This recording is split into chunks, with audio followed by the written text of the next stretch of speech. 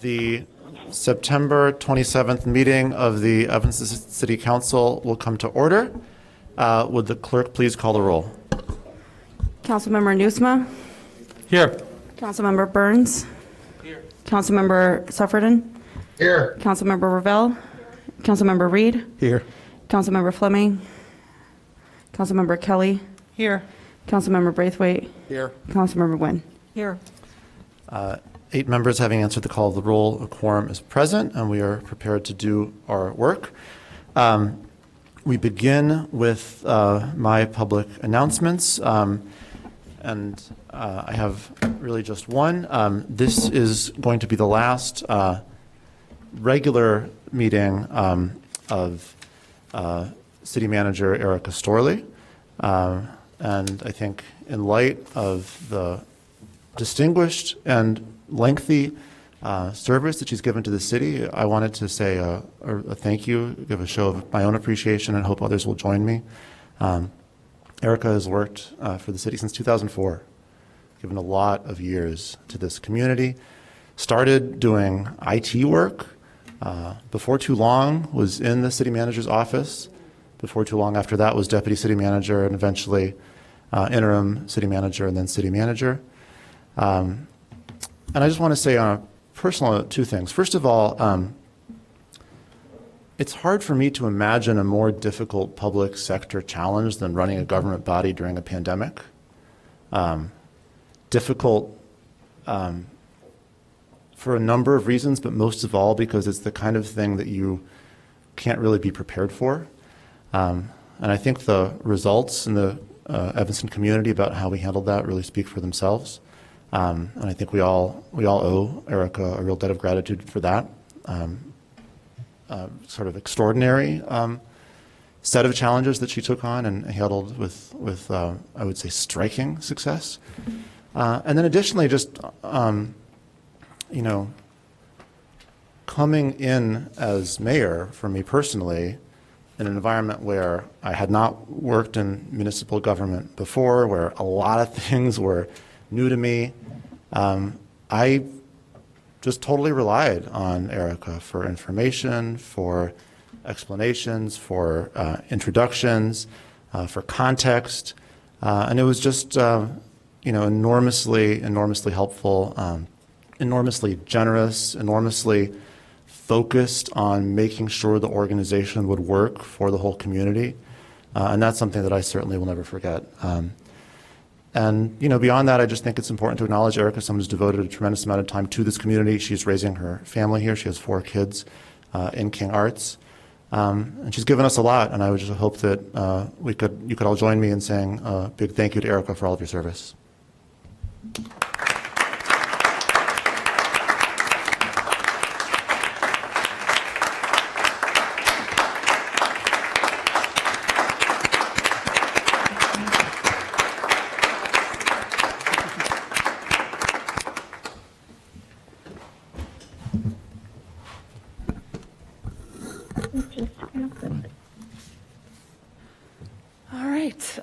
Thank you for that. I really appreciate it.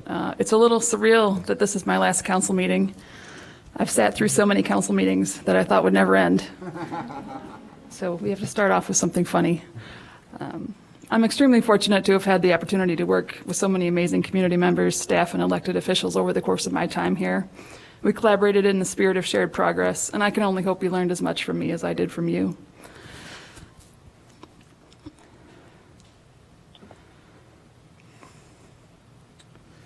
My immense gratitude goes out to our talented city staff, past and present. We're remarkably fortunate to have really amazing, dedicated public servants working for our city at every level of our organization. Our staff is committed, conscientious, and deserving of a big thank you. We would not be where we are today if not for their willingness to embrace change, innovate, and come to work every day with a positive attitude. I also wish to thank the innumerable number of community members who have reached out to me over the past few months to express their thanks. I'm humbled by your kind words and grateful that I had an opportunity to make a positive impact. I also want to say a big thank you to my wife, Christy, my daughters, Keegan, Jade, Parker, and my son, River. Always remember to take the high road. Believe in yourself and know that hard work will take you places you never dreamed of. I feel the same way leaving today as I did when I started here almost 17 years ago. Evanston is a place of unlimited potential. We have yet to realize that full potential, but we keep moving forward in an attempt to try to attain it. There's a famous quote that I modified by Margaret Mead that I'm going to end on. Never doubt that a small group of thoughtful, committed community members, elected officials, and staff can change the world. Indeed, it is the only thing that ever has. Thank you.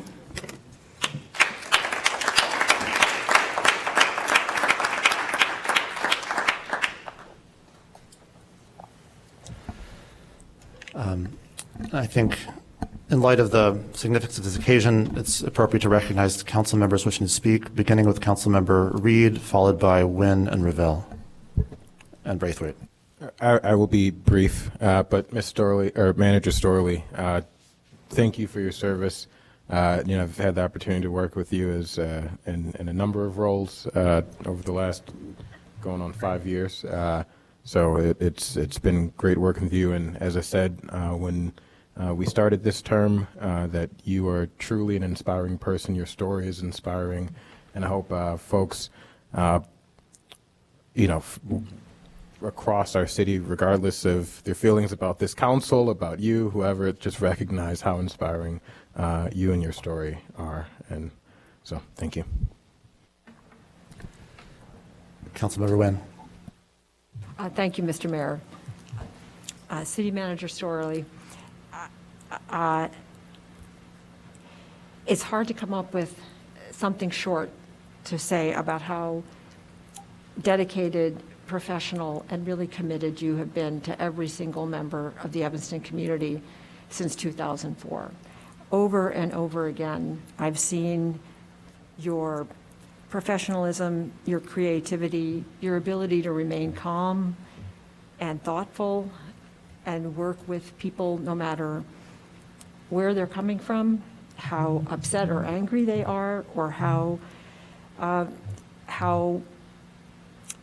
excited they are about something. You have over and over again demonstrated your ability to find common ground, work for common solutions, and really move us forward as a city. I've always admired your quiet optimism about the ability, the quote that you just gave us, that we can make a difference, and it's really up to us. I wish you the best going forward. Evanston is a better place because you have worked here and you are a member of our community. So thank you again. Councilmember Revelle. Well, City Manager Storley, in my 5+ years on the council, I've really appreciated so many things about working with you.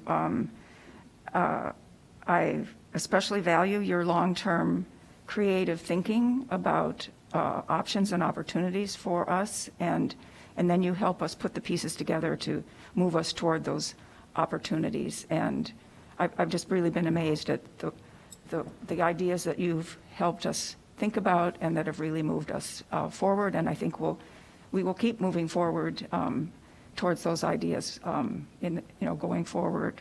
I really appreciate your patience in explaining to me and to my fellow council members and residents of the city to help us understand some really complex issues about city government and city finances. And it's not been easy for us to appreciate the depth of information that we need, but you've always been patient in helping us learn what we need to learn to make wise decisions. And then I just echoing what you said tonight about your staff, I really appreciate how you've celebrated your staff all along and really made sure that we acknowledge the work that they do. And you've really helped them, I think, provide the kind of services that our residents really demand. We're a pretty demanding community, and you've really given us a staff that delivers for all of us. So I'm really going to miss working with you and wish you all the best going forward.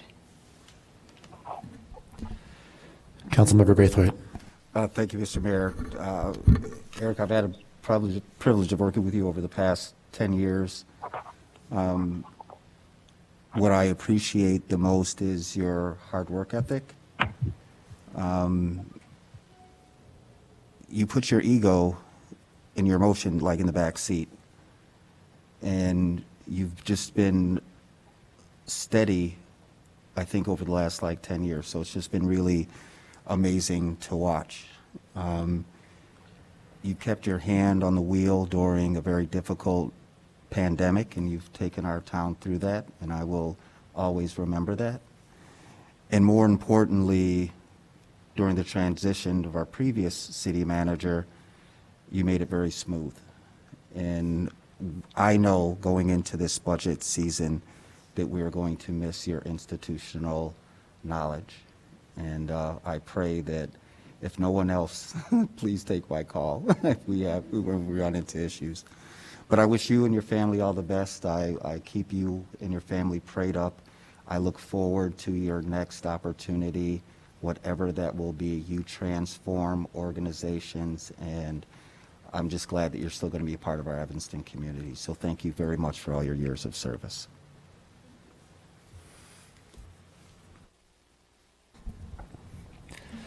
Well, thank you again.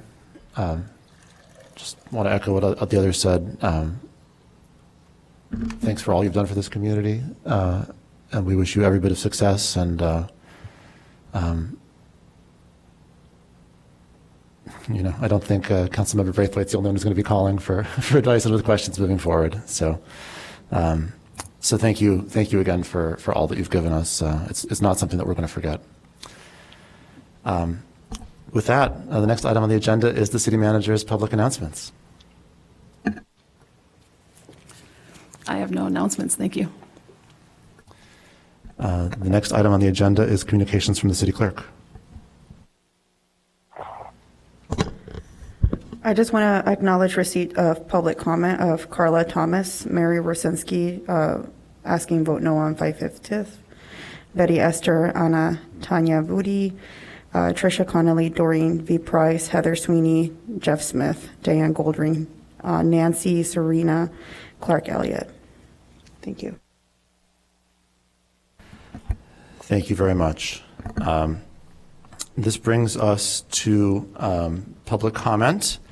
And with a number of different items on the agenda that have attracted significant public interest, I'm afraid that we're going to have a minute and 15 seconds per commenter. So I will do my best to enforce that with clarity and equity. And I appreciate everyone's understanding, knowing that that's not a ton of time, but you have essentially 40 fellow residents who are trying to make sure their comments are heard as well. So as usual, we'll begin with those who signed up in person to speak in person, starting with Ray Friedman.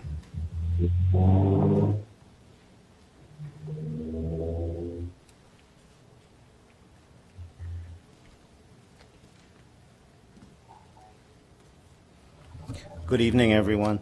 First, I'd like to echo all the comments from everyone, from the mayor, about Erica Storley. Thank you for your 16 years of service, and I appreciate working with you, and I wish you all the best. So, hope you won't count that against me. Good evening once again, everyone. I hope that everyone has I'm sure everyone's read the public comments section on every agenda. But why then can't we figure out how, where, when we might have this dialogue, which is intended by these public comments? I really appreciate the comments of Councilman Burns at a TIF meeting where he stated that the TIF will depend on the will of the people. So how will we determine the will of the people? That's good. Could it be through dialogue, public forum, referendum, survey? But you need to determine what is the will of the people. There are more than 53,000 registered voters here in Evanston, over 4,500 in the 5th ward, and over 6,300 in the 2nd ward. So again, what is the will of the people? What's 15 the plan seconds. here? When and where were you planning on finishing the TIF hearing? Are residents going to be involved in choosing the new police chief or city manager?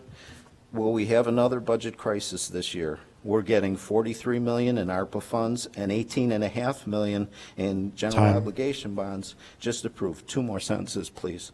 Then it does not make any sense to take millions of dollars from the general fund over the next 23 years to put it in a TIF fund that we don't need. Please get residents involved. We need a voice and a choice. Thank you very much. Thank you. The next speaker is Vicky Pasenko.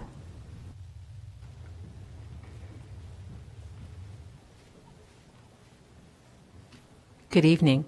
My name is Vicky Pasenko, and I am the Executive Director of the Evanston Animal Shelter. Tonight, you will decide the future of the shelter. I have spoken to most of you over the past week, and I know that you have heard the pleas from your support from your constituents, and that you understand that this building is more than a place for stray and abandoned animals to find new homes. It is a community center where people come to find help and to help each other. It is a place that celebrates the human-animal bond and provides support to those struggling to keep their four-legged family members. The current facility is inadequate and must be replaced or it will close.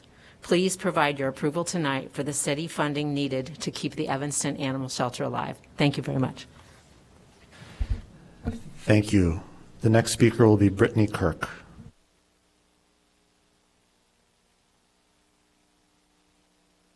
Good evening. My name is Brittany Kirk. I'm a resident of the 1st Ward and the president of the Evanston Animal Shelter Association. And I'm here tonight to ask the council to support one of the proposals recommended for creating a new shelter building. The $2 million Cook County grant, combined with our organization's commitment to raise $1 million, provides this council with a unique opportunity. We can get the new building that Evanston desperately needs and pay about half the cost. That new building will allow our organization to continue serving the residents of Evanston, such as through our food pantry that gave away over $50,000 worth of pet food in 2020, and our custodial program that provides shelter for animals when their families are facing financial or medical hardships or domestic violence situations. These programs return $300,000 in value to Evanston each year, and the new building will allow us to return even more value.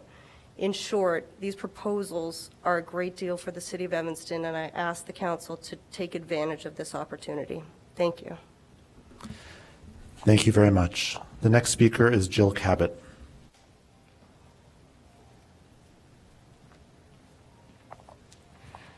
Good evening. I'm Jill Cabot. I'm Vice President of the Evanston Animal Shelter Association and a resident of the 2nd Ward.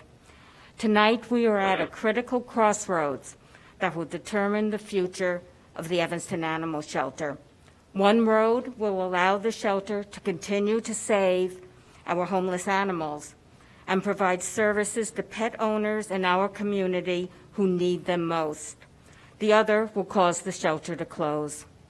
I urge you to choose the road that provides the city's portion of the funding needed to keep the Evanston Animal Shelter operational and delivering vital services to our city. Thank you. Thank you very much. The next speaker is Erica Morales.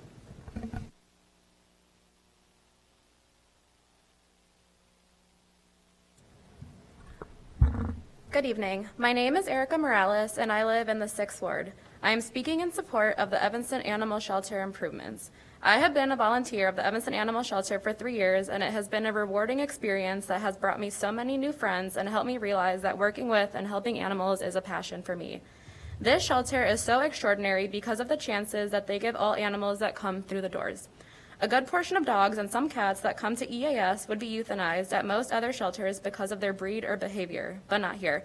My current dog, Sable, I met while volunteering. She was dog and people reactive, and most volunteers were scared of her. EAS gave her a chance, and after 6 months of living with me and training, she can now be around other dogs and peoples with no reaction. Dogs like Sable deserve a chance to find their forever homes, and the Evanston Animal Shelter is committed to making that happen. But the current building is dying, and in order for us to keep doing this great work, we need your vote to approve funding. Thank you so much. Thank you very much. The next speaker is Rachel Heyman.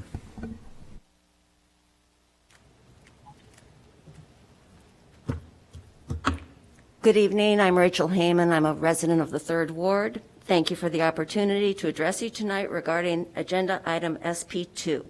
I strongly urge you to proceed with the promised dog park.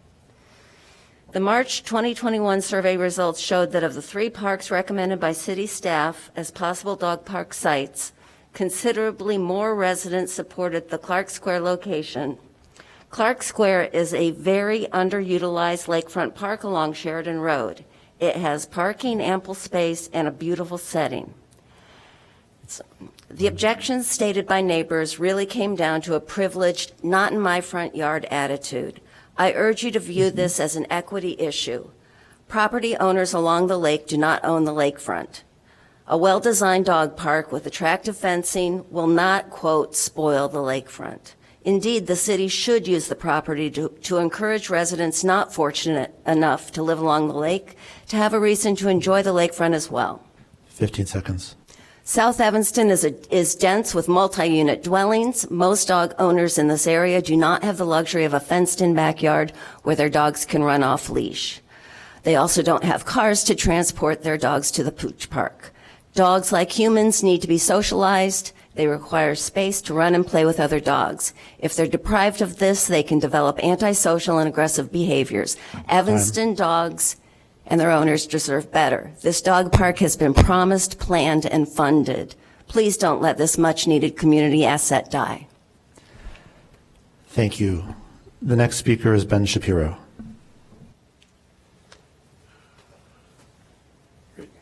Good evening, everyone. It's a pleasure to speak to you again after, prior to the next budget round for the library. I'm here to speak in support of the Clark Square as a site for the dog park. Since nature took the dog beach several years ago and does not seem to be willing to give it back to us, providing an off-leash space in East Evanston for dog exercise and socialization, both for the dogs and the humans, would be a really positive public good that could come out of this, especially since the project is potentially funded fully.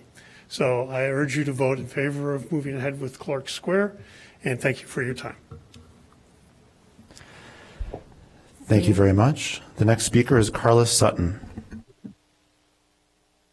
Okay.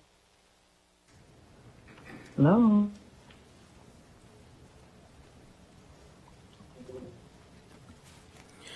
Good evening, Mayor Biss, City Manager Story, Mrs. Mendoza, City Clerk, members of the Evanston City Council. I know you're going to approve the 5/5 TIF, but I have the minority report that needs to be part of the record. Please do not support or approve of 88 R21, 65 021, 66 021, 67 021. There has been no proactive engagement. There is no benefit for elderly people in my situation. There is no benefit to any individual currently living in the 5th Ward. And the face and the sale of public property to a developer in this community is a disgrace. This is a fiasco, and you're perpetrating a fraud on my community. This is a disgrace. Thank you for expecting gentrification and expediting it in the 5th Ward. Alderman Kelly, I commend you for your consistent sensitivity to our community. Thank you. Thank you. The next speaker is Priscilla Giles.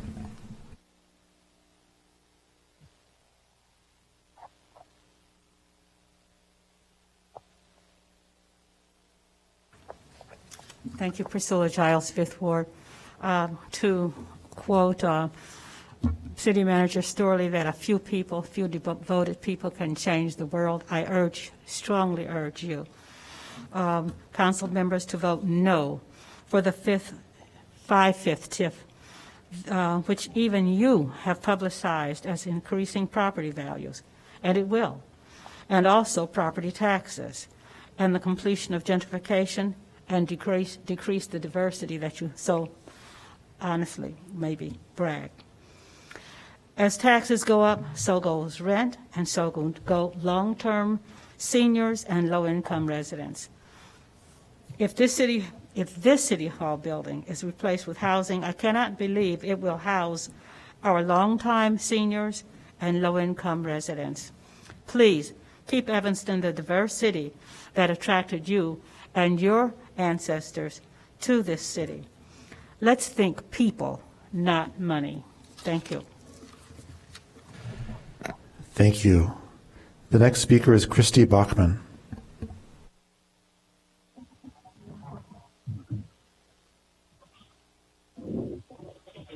Evening, Honorable Mayor and members of the City Council.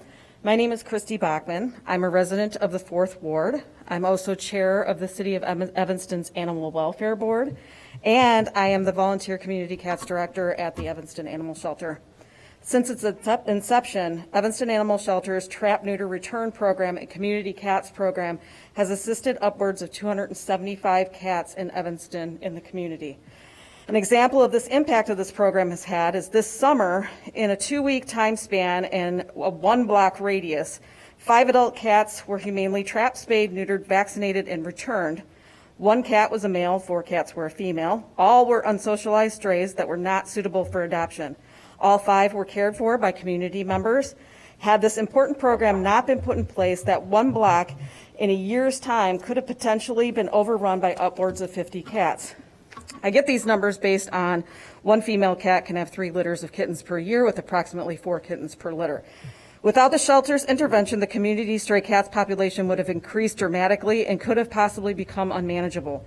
Currently, there is no space for these cats, and they are, while they are awaiting surgeries and recovering afterwards, my garage has currently been that space. These cats are provided surgical services through other organizations because the shelter does not have a medical treatment area and an isolated recovery space for these cats. Time.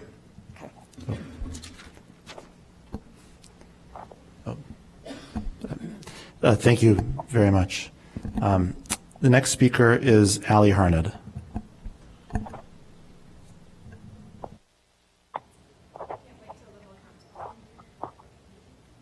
You're the last person who signed up to speak in person. Best for last, right? Just kidding. Good evening, honorable everybody. I'm Allie Harned from the 2nd Ward. Peter. And I'm also a social worker in the District 65 in my 17th year, and my first year in a new position. That's a district-wide position created to help address the mental health needs of children and their families across the city. That said, I'm speaking as a community member, but one with relevant work experience that I hope you'll bear in mind. I do not profess to be a TIF expert by any stretch, but I have been trying to learn as much as possible, and I've reviewed the resolution that you're scheduled to be voting on tonight. And in case any council member's not here who might say that any community member is ignorant, I even highlighted, like I studied this thing. And I'm trying to understand why it's important that it's voted on tonight. I do agree that with many of the concerns that have been brought up tonight, and I will be listening intently to the board president, Tanya Vudi, when she speaks this evening. I want to highlight a few of my own concerns as a person in the schools, that I really believe that it's important to listen to the school board, that they want to have an intergovernmental agreement in place. 15 seconds. I appreciate that it's in there, that it's going to be put into place, but it just seems really not logical to be doing this, voting on this before an intergovernmental agreement is in place when it's been asked for by the other taxing body in this city. It's disrespectful. It's kind of like not listening to their desires. And I don't think it's in the best interest of the students of District 65. Time. I do like some of the provisions in the TIF, and I think that the possibilities for affordable housing and repairs will be great. But I hope that that would be a goal of this city with or without a TIF. You're getting the funding through taxes. You can do that. You can make those priorities happen. So I ask you, what is the hurry? Please do not pass this TIF tonight. Thank you. Thank you. Black Lives Matter. That concludes the people who have signed up to speak in person. So we'll now move to the folks who've signed up to speak online, beginning with former council member Dolores Holmes.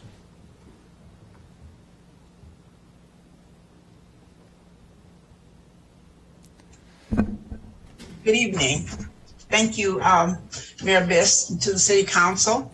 I know I think it's 1 minute and 15 seconds, so I'm going to take my 15 seconds just to say thank you to Erica Stawley, because Erica was there my whole term from 2005 to 2017. And Erica, I have lots of wonderful memories, and I know how dedicated you are to the city. So I just wanted to say thank you for that. And then I'm here to speak tonight on behalf of the 5th Ward TIF. And I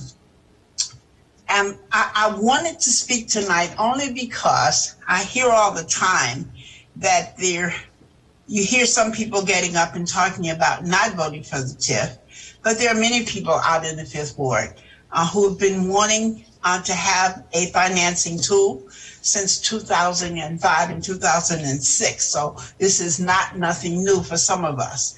And I hope that the council will listen and understand if you want to talk about equity, this is where we want to begin to make sure that we make the 5th Ward as equitable as the rest of the community. So I just ask the council to please consider that, to vote for it, because it's needed in the 5th Ward. Thank you. Thank you very much. The next speaker is Susan Annie.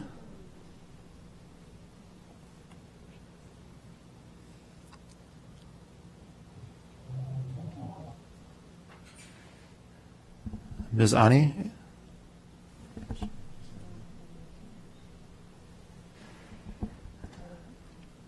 All right, we'll move on and come back later. The next speaker is Sharia Wedlow, who will be followed by Kate Dre and then Natan Lipton-Lubet. So starting with Sharia Wedlow. Good evening to the council. My name is Sharia Wedlow. I'm in the 5th Ward. I would appreciate if you would vote on the TIF and make the 5th Ward as equitable as the rest of the city. Thank you. Thank you. The next speaker is Kate Dre, followed by Natan Lipton-Lubet, and then DeKel Fonda. Good evening, everyone. My name is Kate Dre, and I'm a resident of the 4th Ward. I am in strong support of the Evanston Animal Shelter Association's request for funding to build a new facility. This project is very important because it will benefit both the animals and the citizens in the community, largely because the current facility has major structural and functional deficits. And these include an unreliable HVAC system and a lack of isolation areas for sick animals. As a former volunteer, I know that the shelter will use the space to the best of their abilities. This organization is truly run by the most passionate, patient, and extremely knowledgeable experts in animal rescue, and we're extremely lucky as a community to have their leadership here. So the shelter also has an extensive volunteer community who will benefit from serving the animals of Evanston, and I can personally attest to the positive impact volunteering had on me during a very difficult time in my life. I moved to Evanston 4 years ago, and the shelter was the first place that I felt a sense of community after moving. So in summary, this new facility will positively impact the community in many ways by providing a safe and functional location to house the animals of Evanston until they are ready to move to their forever homes. Thank you for your time and your consideration. Thank you.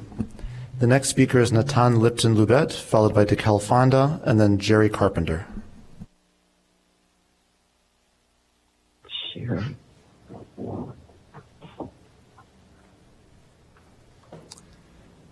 Hello, my name is Natan Lipton-Lubet, lifelong Evanston resident, and currently the operations director for the Evanston Animal Shelter.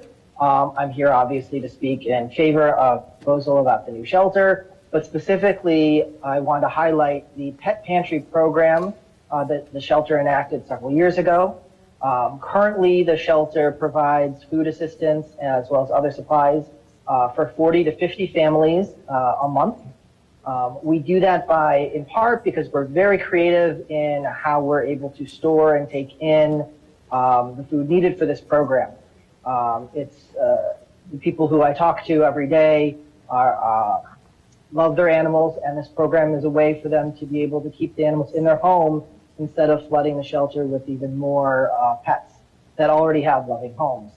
A new facility will enable us to take greater advantage of prices and negotiating for food and other for supplies, as well as create a friendlier atmosphere for people when they're coming for assistance for them and their pets.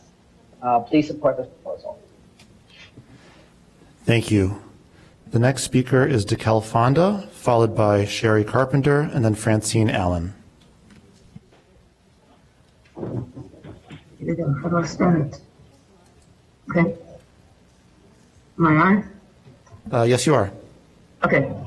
Mayor, just council members, DeKel Fonda, Second Ward. I'd like to just briefly address the request that you have in front of you from the Parks and Rec staff about the dog park, a second dog park in Evanston. And they have done incredible work. Their process has been amazing, and they've done a lot of research, and they have really engaged the community in this process.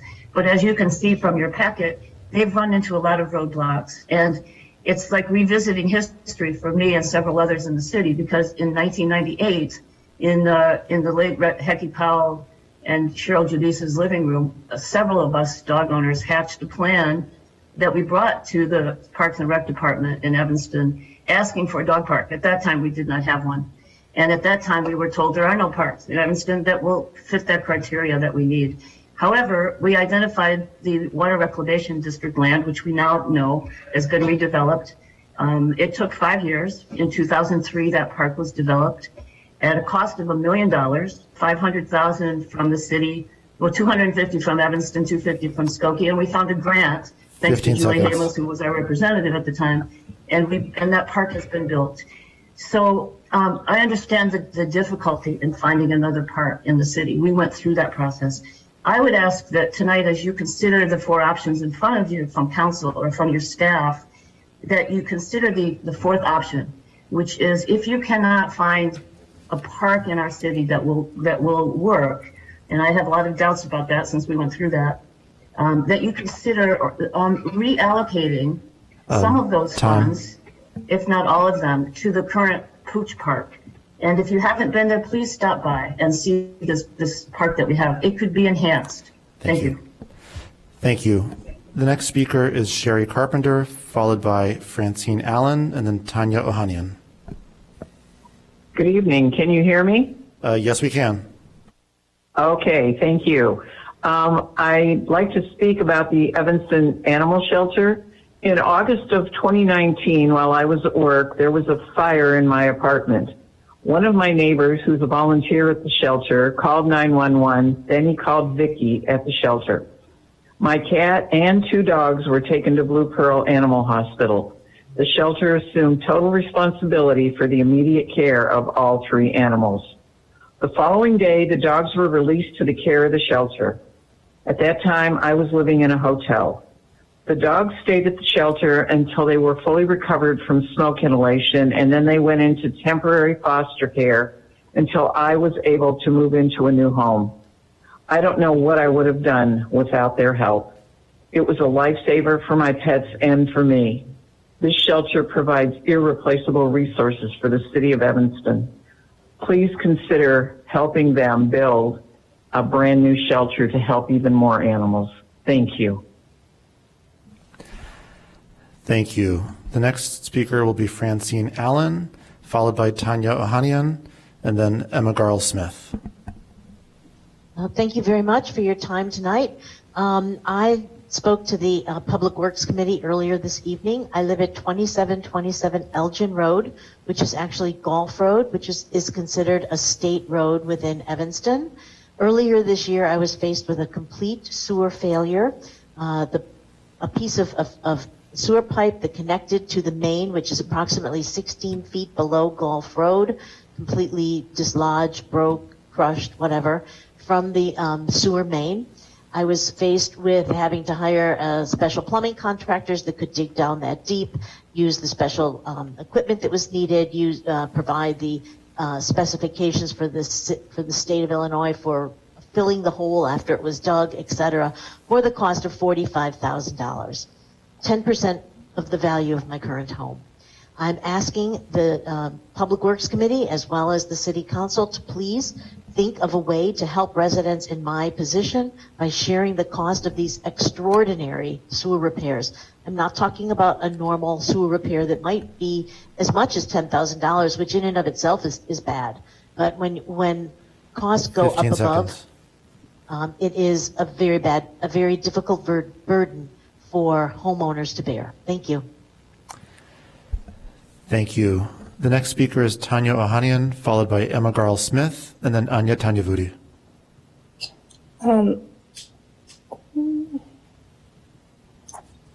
Hello, my name is Tanya Ohanian. I just bought an apartment in the 8th Ward, and I'm currently the canine director at the Evanston Animal Shelter. We take in up to 150 stray dogs per year. Some are healthy, some are sick, some are friendly, and some are behaviorally challenging. If the new building is not funded, the animal shelter will close. And where will these animals go? Will they roam the street? How will the city of Evanston handle the issue? Are we prepared to have the full burden of handling these dogs fall to residents in the police department? Please give your approval for adequate funding of the new building so we can continue to care for these dogs. Thank you. The next speaker is Emma Garl-Smith, followed by Anya Tanyavudi, and then Jean Ferrone.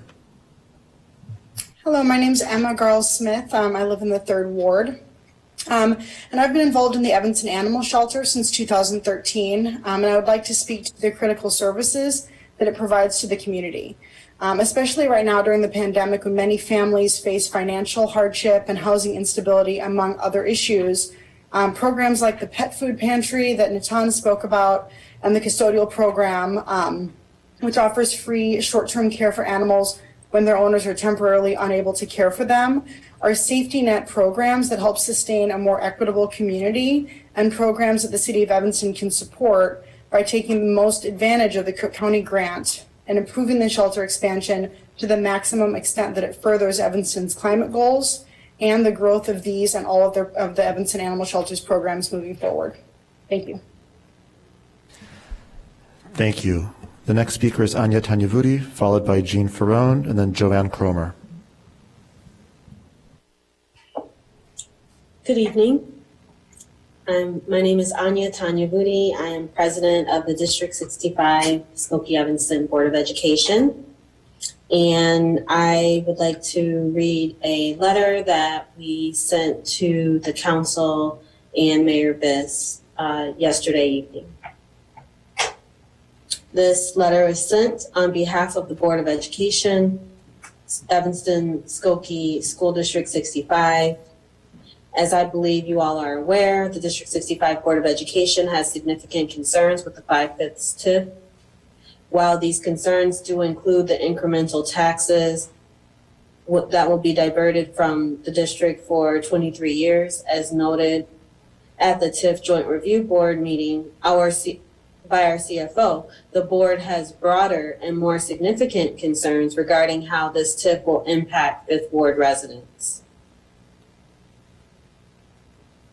that are residing in the proposed TIF district and consequently our entire city, which we brought to you all additionally on July 26, 2021, and discussed in our open session meeting on July 29, 2021. And emailed Mayor Biss, Alderman Burns, and city employee Zalmazak regarding on July 30th as well. These include the risk of gentrification. Ms. Tanyavudi, could I interject for a second? So your time is already up. Obviously, it's important for us to hear from the school district. I know there is at least one other member of the school board who had signed up to speak. Do you know if they were also planning on reading this letter or if they had separate items they wanted to discuss? The intention was to read this letter in Spanish for our Spanish-speaking residents. Got it. Well, so I guess there's a few options. One would be to read, let's say, to the bottom of the second paragraph in both English and Spanish, because the letter goes on, I think, longer than we have time for. It's also, of course, a part of the record. How would you prefer to proceed? I will read the last paragraph of the letter in English. Okay. We feel the intergovernmental agreement is essential to ensure that this TIF is equitable and protects the best interests of residents who we both represent. The board is optimistic that we will be able to agree to final terms, but if we do not, the district will not support the proposed 5/5 TIF, and that should be a part of the public discourse and institutional decision-making for this TIF. Therefore, we believe it is in our community's best interest and respectfully request that the City Council hold off on voting on the 5/5 TIF until a District 65 City of Evanston IGA is finalized. And I will stop there and allow for my board colleague to read this letter in Spanish when it is his turn. Thank you. Thank you very much. The next speaker is Jean Ferrone, followed by Joanne Cromer, and then Atina Danner. Thank you. I'm Jean Ferrone from the 6th Ward. And the Evanston Animal Shelter facility has been inadequate for a long time. The previous organization running the shelter was raising money for improvements and expansion, but that money left with them. It is 7 years since they've gone, and the situation has really become extremely critical. The city now has the chance to accept $3 million to help offset the cost of a new building. And yes, the city will need to provide $2.5 to $3 million in matching funds, but what if that doesn't happen? If funding isn't approved, it's a matter of when, not if, the current facility will have to close. In addition, there will need to be a plan B for handling all the situations the stray and abandoned animals will create. What's the cost to contract out housing? How much time will police have to spend transporting to that housing? And stray dogs and feral cats will be left to overpopulate the community, creating potentially dangerous situations. All these things have to be considered. Please make the obvious choice to adequately fund this project. Thank you very much. Thank you. The next speaker is Joanne Cromer, followed by Atina Danner, and then Sergio Hernandez. Good evening. My name is Joanne Cromer, and I am a longtime resident of the 5th Ward. I am in support of the TIF for the 5th Ward, and I am asking the council to support it, vote for it. I echo Alderman Holmes and Ms. Wetlow as my reason for the reason I am requesting that you support it.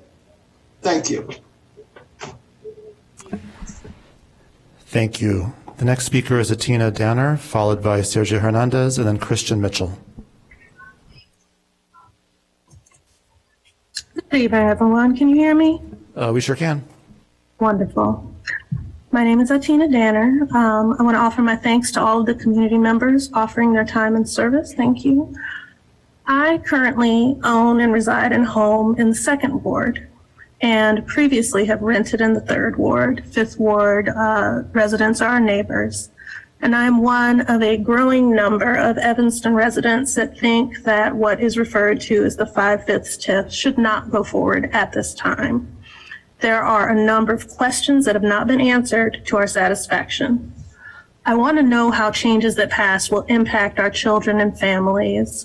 How we treat our children is a barometer for the health of a society, not how we treat our developers. Can you explain within the 5/5 TIF area where development is not occurring and why? It's been claimed that this TIF is going to help residents in the TIF area, and I believe you have a responsibility to explain more about who is being helped and how, especially if this will raise taxes in such a way that makes residency less affordable to or otherwise negatively impact renters expecting benefits as a result of the TIF. I respect the 5th Ward residents who ask to make their ward more equitable. As a city, we deserve to know the details of how that equity would be achieved. District 65 is estimating a $10 million deficit in the 24-25 school year. How is this TIF going to impact the school district? Why aren't Time. these resources being prioritized to directly support public schools, libraries, and other systems that benefit the entire community? Please be accountable to your constituents by offering details. As an educator and parent and a person who desires a just and equitable society, I am sure that every available resource we have needs to go to supporting our education and care systems, childcare, public schools, libraries, parks, and family supports that are more strained than ever, and that our communities rely upon to keep the economy running. The City of Evanston keeps running into problems with accountability and transparency. I hope the City Council will do its part towards rebuilding the public trust by slowing down, answering these questions, and making sure that whatever you decide prioritizes community wellness and equitable opportunities for the entire city. Thank you very much. Thank you very much. The next speaker is Sergio Hernandez, followed by Kristen Mitchell, and then Dorian Price. Buenas noches, concejales. Buenas noches, alcalde Viz. Estoy aquí para leer una carta del Distrito Escolar 65 y sobre el TIF. Entonces buscamos estar en colaboración, ya que servimos a la misma comunidad y es la que más se beneficia de nuestros esfuerzos colaborativos y alineados. Y los más vulnerables de nuestra comunidad son los más amenazados por estos esfuerzos que salen mal a través de la ansiedad, la confusión y las consecuencias no deseadas como la gentrificación y la falta de fondos para nuestras escuelas, mediante el cifrado de los fondos escolares fuera de nuestras escuelas durante 23 años. Creemos que el acuerdo es esencial para garantizar que este TIF sea equitativo y proteja los mejores intereses de los residentes a quienes ambos representamos. La Junta Directiva es optimista de que podremos acordar los términos finales, pero si no lo hacemos, el Distrito no apoyará el 5.5 propuesto y eso debería ser parte del discurso oficial y la toma de decisiones institucionales para este TIF. Por lo tanto, creemos que es en el mejor interés de nuestra comunidad y lo solicitamos respetuosamente que el Ayuntamiento Concejal Municipal posponga la votación sobre el TIF 5.5 hasta que se finalice un acuerdo intergubernamental por parte del Distrito 65 y la ciudad de Evanston. Muchísimas gracias. Thank you. The next speaker is Kristen Mitchell, followed by Dorian Price, and then Tricia Connolly. Okay. Hello, everyone. I'm Kristen Mitchell from the 4th Ward. And like so many others here, I'm speaking tonight in support of the Evanston Animal Shelter's funding. I started working with the shelter through my full-time role with Evanston Space and as a partner in Out of Space, more particularly through our Community Partners program. It's really impressive what the shelter has done with the sheer lack of resources at their disposal. If you've toured the shelter, you've seen that it's cramped and dark and crowded. When I visited the first time, there were kittens being vetted in a bathroom, all the dog cages were full, and it was hot. Despite these circumstances and seemingly round-the-clock care with limited space, the staff was nothing but positive, warm, and welcoming each time I stepped foot in the building. Their mission is also a personal one to me. After working with the staff one-on-one, I met a dog named Molly through the shelter in September of 2019. She was a higher-risk shelter resident, a senior yellow lab that was abandoned in a park. She was placed in a foster that didn't work out, then back to the shelter until I finally decided to foster her through the Forever Foster program.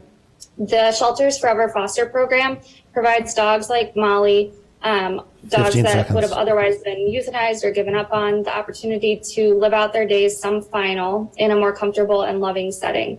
I wouldn't have been able to welcome this sweet girl home without that financial assistance. 2 surgeries, countless vet appointments, and 30 pounds later, Molly is healthy and thriving in her golden years. As a resident of Evanston, I've seen the way our community cares for its businesses, residents, and each other. And we shouldn't forget our furry friends and the organizations, amazing ones like the shelter, who support them. Please vote yes, and thank you so much. Thank you. The next speaker is Dorian Price, followed by Tricia Connolly, and then Robin Rue Simmons. Hi, Mayor Biss and City Council members. I wrote this down and submitted it in full text, so I'll read part of it. And it has to do with, and I agree with regard to reconsidering the TIF in light of alternatives. I'm suggesting an alternative, as it turns out, with regard to building or establishing a centralized public health services for Evanston residents and community members, families, the young, the old, everything. So how can we heal, restore, revitalize, and build resiliency in our diverse community We just need ARPA funds finally equal to the task. We need to listen long and hard to everyone like you're doing today about losing precious moments, dignity, and opportunities trying to survive. Let's build community stabilization, restoration, and development programs parallel and synergistic to economic development. Why not support alternatives to college, expanding mentoring and training in the trades, and family businesses to preserve small family homes rather than cost of displacing people? 15 Why seconds. can't low-income challenge family home preservation, I'm almost done, and homelessness prevention grants under Health and Human Services be an openly embraced priority of place and wealth building that improves wealth building and prosperity? Just imagine what Evanston could streamline and facilitate access to Evanston's own dedicated public health center to support diversity and the underserved. And I write more, but that's it. Thank you, Mayor Biss. Thank you. The next speaker is Tricia Connolly, followed by former Councilmember Robin Ruth Simmons, and then Dolores Mitchell. Tricia Connolly, 4th Ward. I am here to strongly encourage you to vote no on the 5/5 TIF. Why? We have 4 other active TIFs in Evanston. This means that in 4 different TIF districts, we are still busy scraping increments that should have been going to the public good, our public schools, libraries, and parks. This TIF will do exactly the same thing. This is not magic money that is created. There has not been a clear explanation to the public that an increase in development in a TIF area also means that any increment received will not go to the public good, but instead goes to a TIF slush fund. Why are the residents of the 5th Ward not only at the table, not just being heard, but an essential part of co-collaborating on a plan and given options if they're interested in a TIF or something else? There are options and they should be on the table. Taxpayers should be 15 outraged, especially those who are hanging on to stay in Evanston. Instead of creating a moral budget that's about using money equitably with the folks at the top who need it the most, instead, we're going to play it if we have to do a TIF rather than have the city provide public services that should already be given from Time. paying their fair share of taxes. And this is a real shame. Thank you. Thank you. Excuse me. The next speaker is Robin Ruth Simmons, followed by Dolores Mitchell, and then Betty Esther. Good evening, Evanston City Council. This TIF, I'm here in support of 5/5 TIF. I also want to add my support for funding for the animal shelter. But more specifically tonight, this TIF has been a multi-year goal, a multi-term goal, actually, to revitalize the west end of the 5th Ward. Other neighborhoods have enjoyed this tool historically for community and programming improvements. And after years of work towards this goal, we finally have a chance for substantial neighborhood investment. This TIF will give us access to resources to work towards 5th Ward families and businesses enjoying the same community benefits and livability as other neighborhoods. This TIF will allow the residents an opportunity to prioritize and direct development and services, and most importantly, preserve and develop quality, affordable housing to families risking displacement. It's a contradiction to support equity and not see the opportunity to use this tool for good. It's up to us to use it for good. We've had opportunities for community meetings over the last 3 elected terms. I'm sure we've had them in the last term. Thank you, Councilmember Burns, for your community meetings recently. And the last 3 ward aldermen have overwhelmingly supported this, and they have overwhelmingly been supported by the 5th Ward to serve and represent. We support it because we are hearing from our neighbors daily on the need for housing and opportunity to keep and scale our businesses and programming that will empower our community. Please vote yes on this TIF. Thank you. Thank you. The next speaker is Dolores Mitchell, followed by Betty Esther, and then Carla Thomas. Good evening. As a resident of the 9th Ward, I'm very much in favor of providing TIF funds to the 5th Ward for the residents to enable them to remain in their homes. There are so many who have left the city from the 5th Ward. My grandparents moved here around 1907 and built a home in the Fifth Ward. And even though they had 5 children and many great-grandchildren, I'm the only member of my family who is still living in Evanston. The others have all told me that they can get more home for their money in other places. So I'm very much in favor of the TIF funds, but only to be used to enable people to remain in the ward and in Evanston. Thank you. Thank you. The next speaker will be Betty Esther, followed by Carla Thomas, and then Abby Hansen.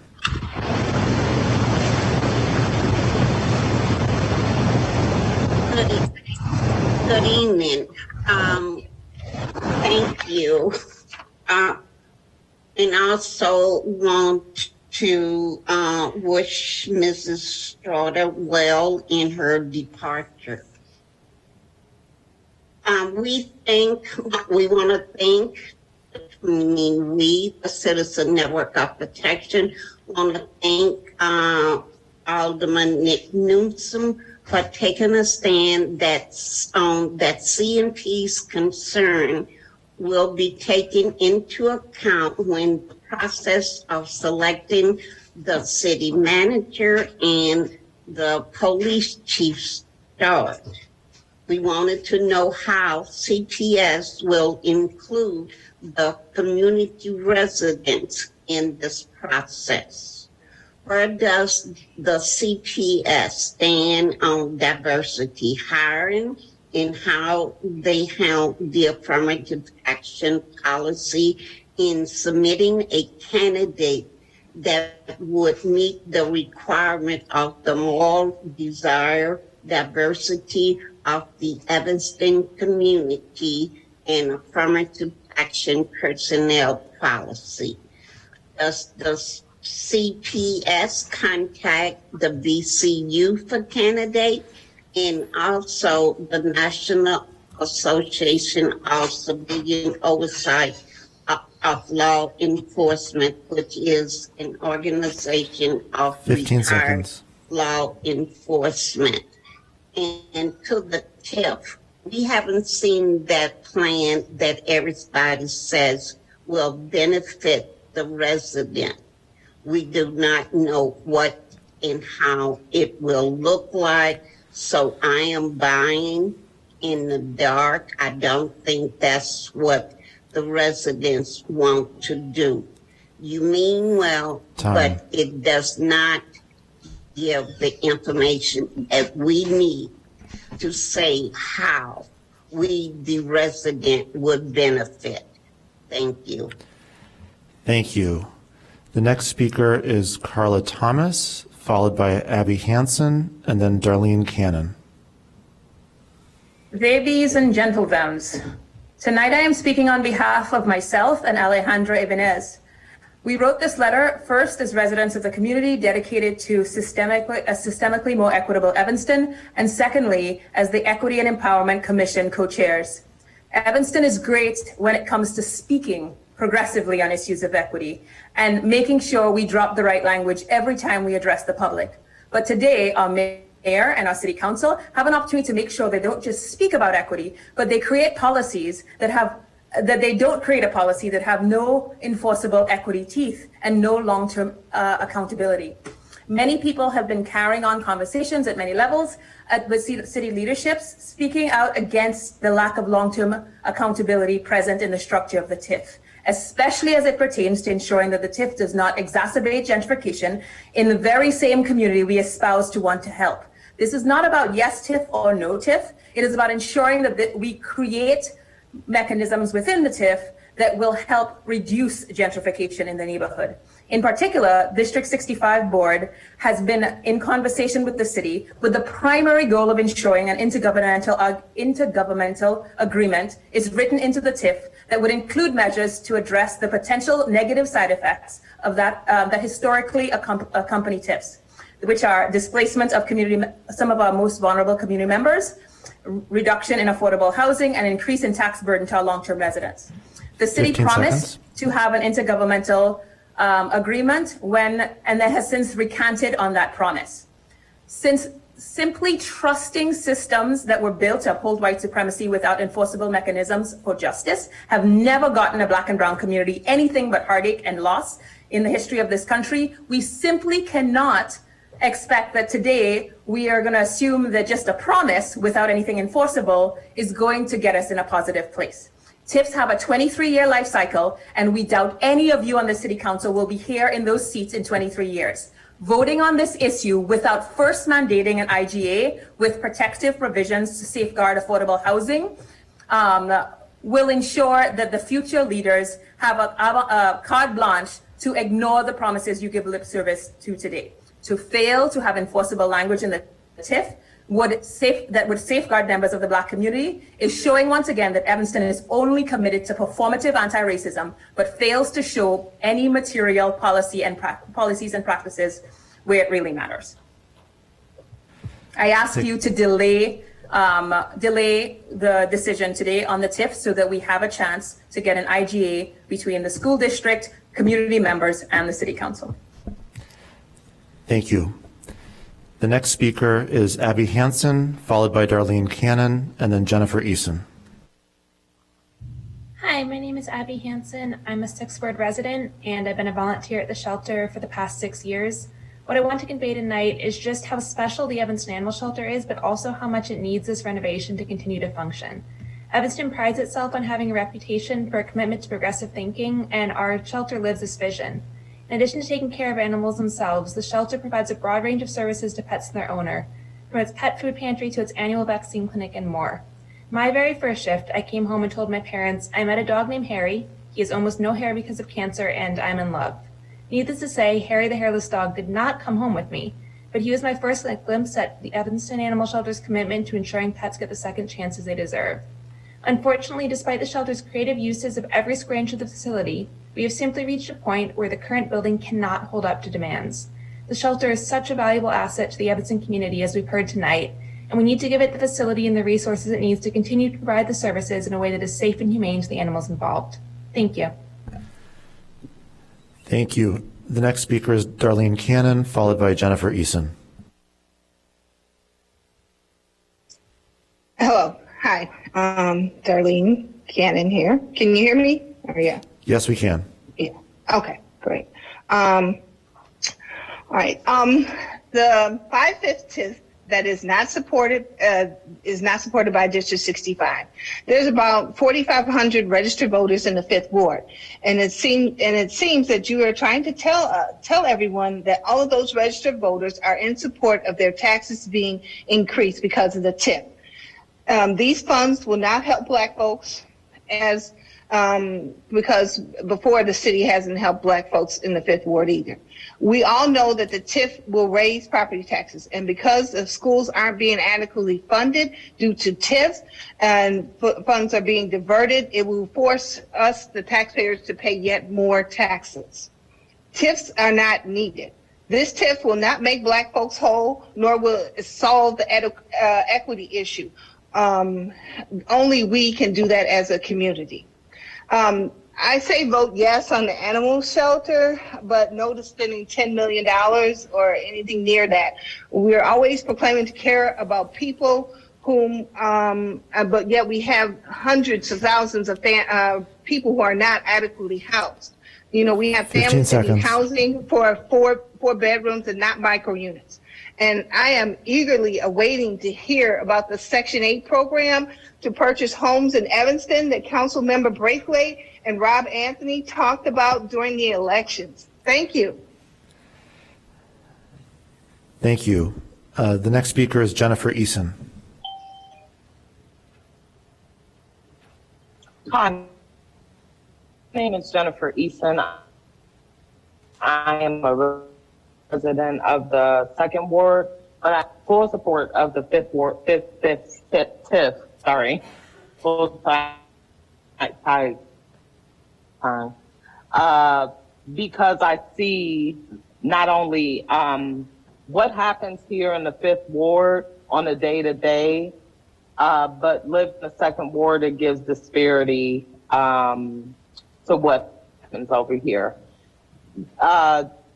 when I first came here as a business owner 5 years ago, to know that,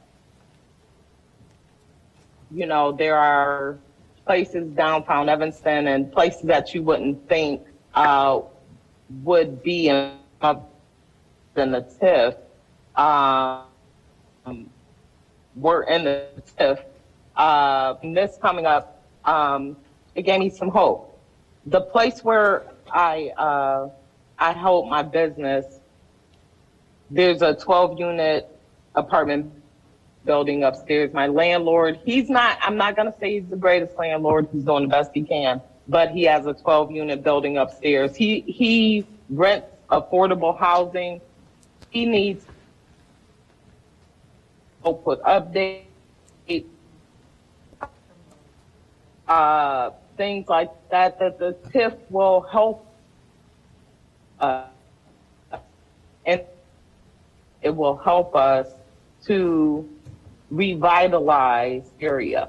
To be a very popular area, back in the Hague, resources have gone out of this area since gentrification. I'm not gentrification, since we bust our kids out. So now it's time for us to give back into this area. It's long overdue. Thank you, council members, for hearing me. Thank you. So next, I want to go back to the one person who signed up online who didn't speak when called on, Susan Annie.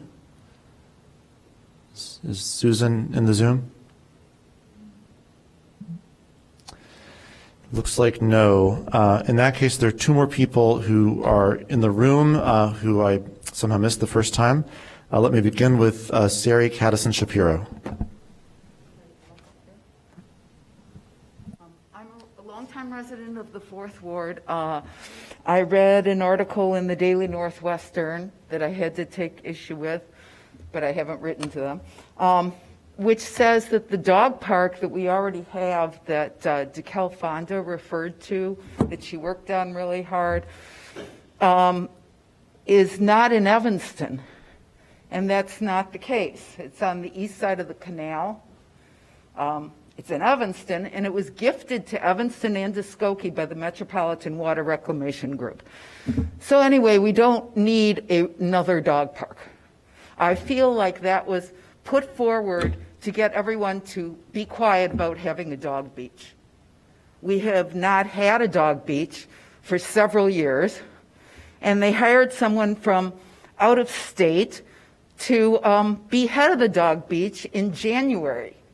And I've gone to all these meetings. There are a lot of opposition to Clark Square, which was put forward and seems really inappropriate for a dog park. It's 15 seconds. It's right by the lake. My dog, I would never go there because my dog would want to go swimming so badly. He would jump over the rocks to get at the water if he could. I just want to speak in favor of a dog beach, in favor of trying for different locations. There are various locations we can examine, and we don't need a dog park. Another one. Thank you. Thank you. The final speaker is Linda Crawford.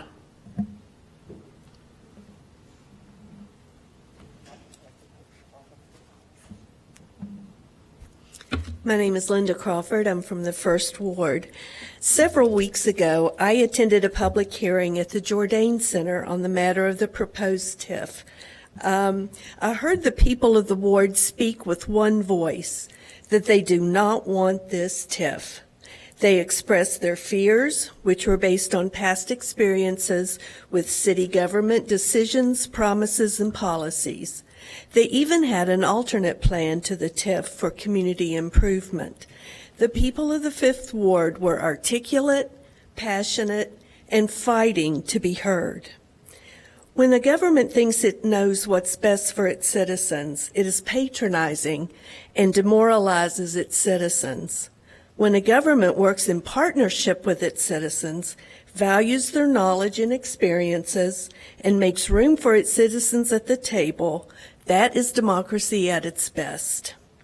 The people of the Fifth Ward deserve to be part of the solution, and I think they've got a lot of good reasons for not wanting this TIF. Thank you. Thank you. That brings our public comment to a close. The next item on our agenda is SP1. Would someone like to make a motion on SP1 to enable a discussion? Mr. Mayor, I'll move item SP1, the Water and Sewer Fund update. Councilmember Nusma moves item SP1. Councilmember Nguyen seconds. I think Mr. Stoneback, you have a presentation, is that correct? That is correct, yes. Please go ahead. Mr. Mayor, council members, Clerk Mendoza, and City Manager Storley, thank you for having me here. Dave Stoneback, Public Works Agency Director. And there we go.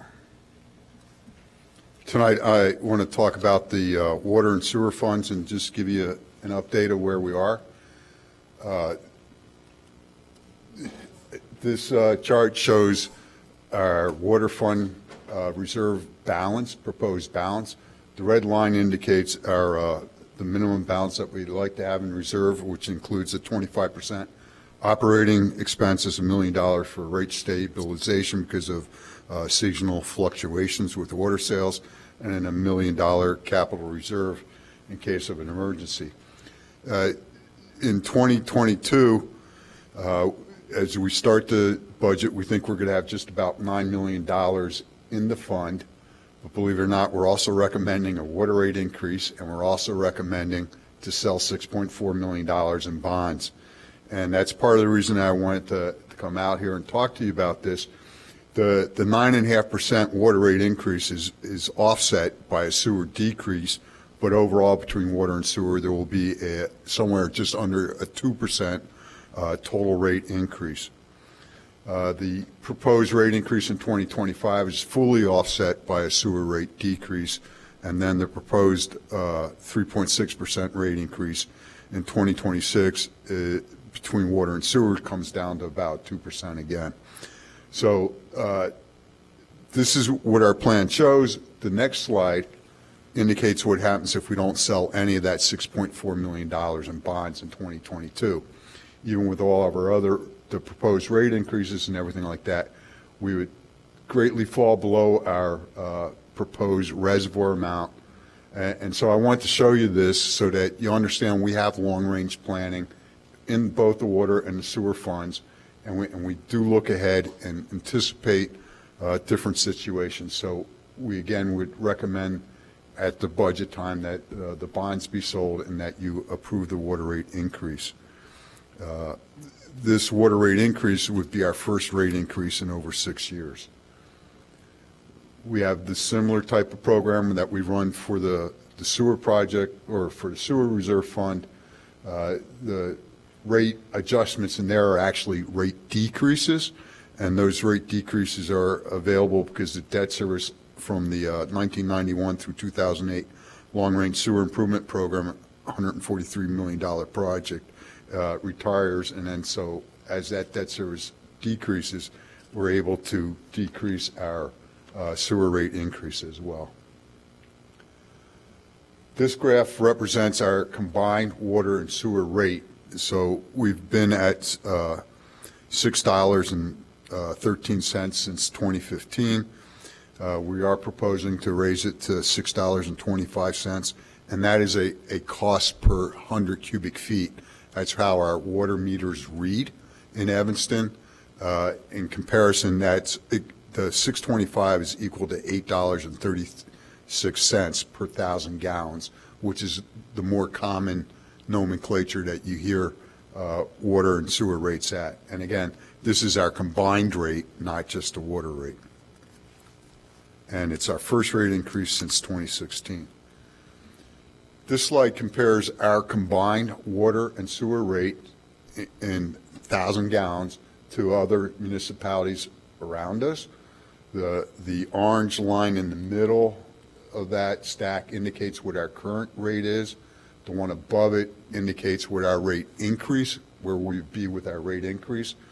And the bottom line is something else that staff will propose, and that is that we develop an affordable water rate, and we're still working that out, hopefully to use people that applied to LEHEAP, the Low Income Housing Energy Assistance Program. If you applied for that and can demonstrate that you applied for it, we would provide those residents with the affordable rate. We're still working out. We would prefer to get the list of customers that qualified and then just automatically make this happen for them. We're not successful in getting that list right now, so it might be that we will have to pay for them to send a letter out to say that you qualify for this if you show this letter to the City of Evanston. But we're still working on that and trying to make it work out. The way that we came up with our proposed affordable rate was that we took the census tract 8092, which is in the 5th Ward and one of our lower income census tracts, and we determined for the community members that live in that area what would be an affordable rate. This whole study was completed by the Illinois-Indiana Sea Grant, Elevate, CMAP, and the Metropolitan Planning, and then they use 5 different metrics. There's no one standard of how you determine what an affordable rate is, but using these different metrics, they came up with the items that are listed in the 3rd or 4th column there. And it's 393 is the top one, 393 is the bottom one. If you average all of them up, it comes to $3.90. So staff will be proposing that we establish an affordable rate of $3.93 a 1,000 gallons, both water and sewer combined rate, which then would save the residents that qualify for this $188 a year if they use the average of 86,000 gallons a year. There's approximately 12,000 community members that apply for the LEHEAP program. So as a result, that could impact water revenue by approximately $226,000 with that less that we would bring in if all 1,200 people were to get this affordable rate. And it's an affordable water and sewer, combined water and sewer rate that we're talking about. So that will be our recommendation as well. Just wanted to go over some of the immediate capital projects that are coming up, both out of the water fund and the sewer fund. The biggest one is the replacement of the 36 42-inch intake pipe. This is an intake pipe that was installed in 1908. It's at the end of its useful life. It's starting to fill with sand, and we aren't bringing very much water in through that intake pipe.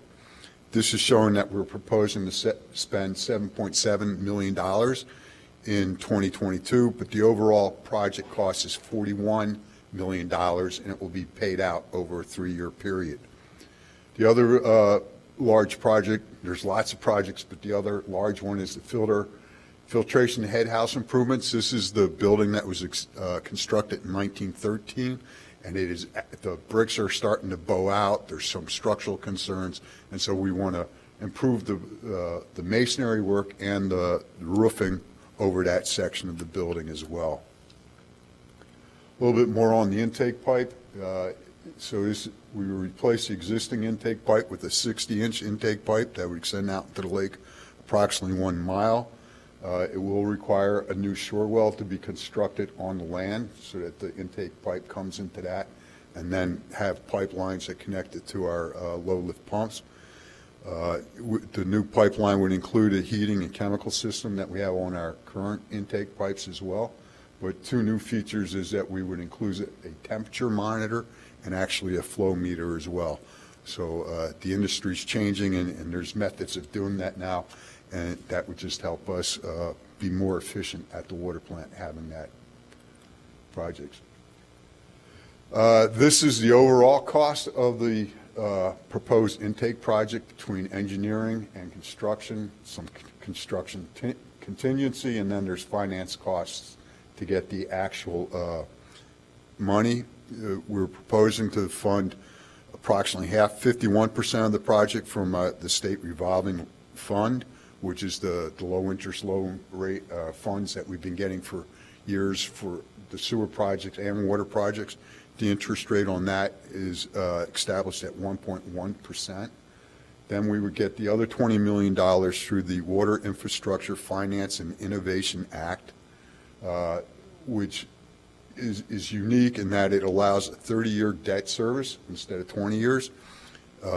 And the debt payments don't start until 2.5 years after the project is completed, which is an important feature for us related to our wholesale water customers. Because once a project is completed, it's added to their rate base, but it's 2 years later until the wholesale water customer actually starts paying on it. So this really helps us not front the cost so much and get it through the WIFIA instead. So the WIFIA is estimated at 2.5% interest right now. That would be finalized when we execute the agreement, and we hope to be coming back at the October 11th council meeting with 2 ordinances to approve the debt service funding, both for the state revolving fund and then also for WIFIA, and then the actual WIFIA agreement. So, and this would be the first time that the city's getting that WIFIA money. There are only a few projects in the United States that actually qualify for this, and they really like what we were doing because of our wholesale water customers, the amount of people that get the benefit of this type of project. And I know that the $41 million sounds like a lot of money, and this is going to impact the Evanston retail customers, but it is not. Because this is a project that's at the water plant, our wholesale water customers pay for it. So we're using actual numbers from when we just completed the $21 million Clearwell 9 project. We completed that in 2020. So the 2022 rate to our wholesale water customers adds that as a rate into the rate base, and then they have to pay on that. And just on our return on investment portion of our rate calculations, the different wholesale water customers will, their rate increase, the amount of money that they will pay us annually will go up by what we're showing there for a total of $1.8 million. Our debt service on that $21 million project, again, because of the very low interest loan that we obtained on that, is only $1.1 million a year. So the city, the water fund is recognizing $600,000 more a year by implementing this $21 million project. We'll have the same type of results when we implement the $41 million project, where our wholesale water customers will pick up the entire cost of our debt service. So when we do projects at the water plant, the Evanston retail customers really don't experience the rate increases needed to do the work that we do at the water plant. Unfortunately, we have a lot of work to do in our distribution system, and we can't really charge those costs to our wholesale water customers because they don't use our distribution system. So these are the types of projects that are borne by our retail customers, and they have to pay for them. So we're hoping to replace approximately 5,500 meters. We have 14,400 accounts. We replaced about 5,500 meters 3 years ago, and we need to replace the other ones. They're getting to be 15 years old. They're at the end of their useful life. And so that's a $2.1 million. The 30-inch transmission main is another very large project. We're getting a low-interest loan on that, and I have a slide on that coming up in just a minute. We do an annual water main replacement program, and just to replace the water main is about $4.3 million. We're going to start the lead service line replacement. So there's service lines that are on the water mains that we're replacing. So they'll get done as part of, there's 182 lead service lines that will be replaced as part of our water main replacement program. We also have $1 million coming from the state through the Rebuild Illinois that will get us about approximately 125 partial lead services replaced.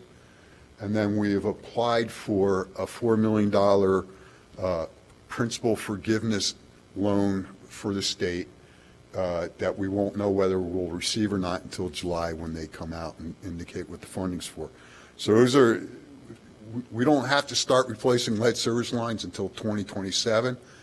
You have to do it if you replace the water main, so we have to do that part, but we're trying to get experience and get our program set up and maybe learn from a couple of our hiccups this year, or next year, I should say, so that we can really make the program smooth, because that will be a 30-year program that will be going on.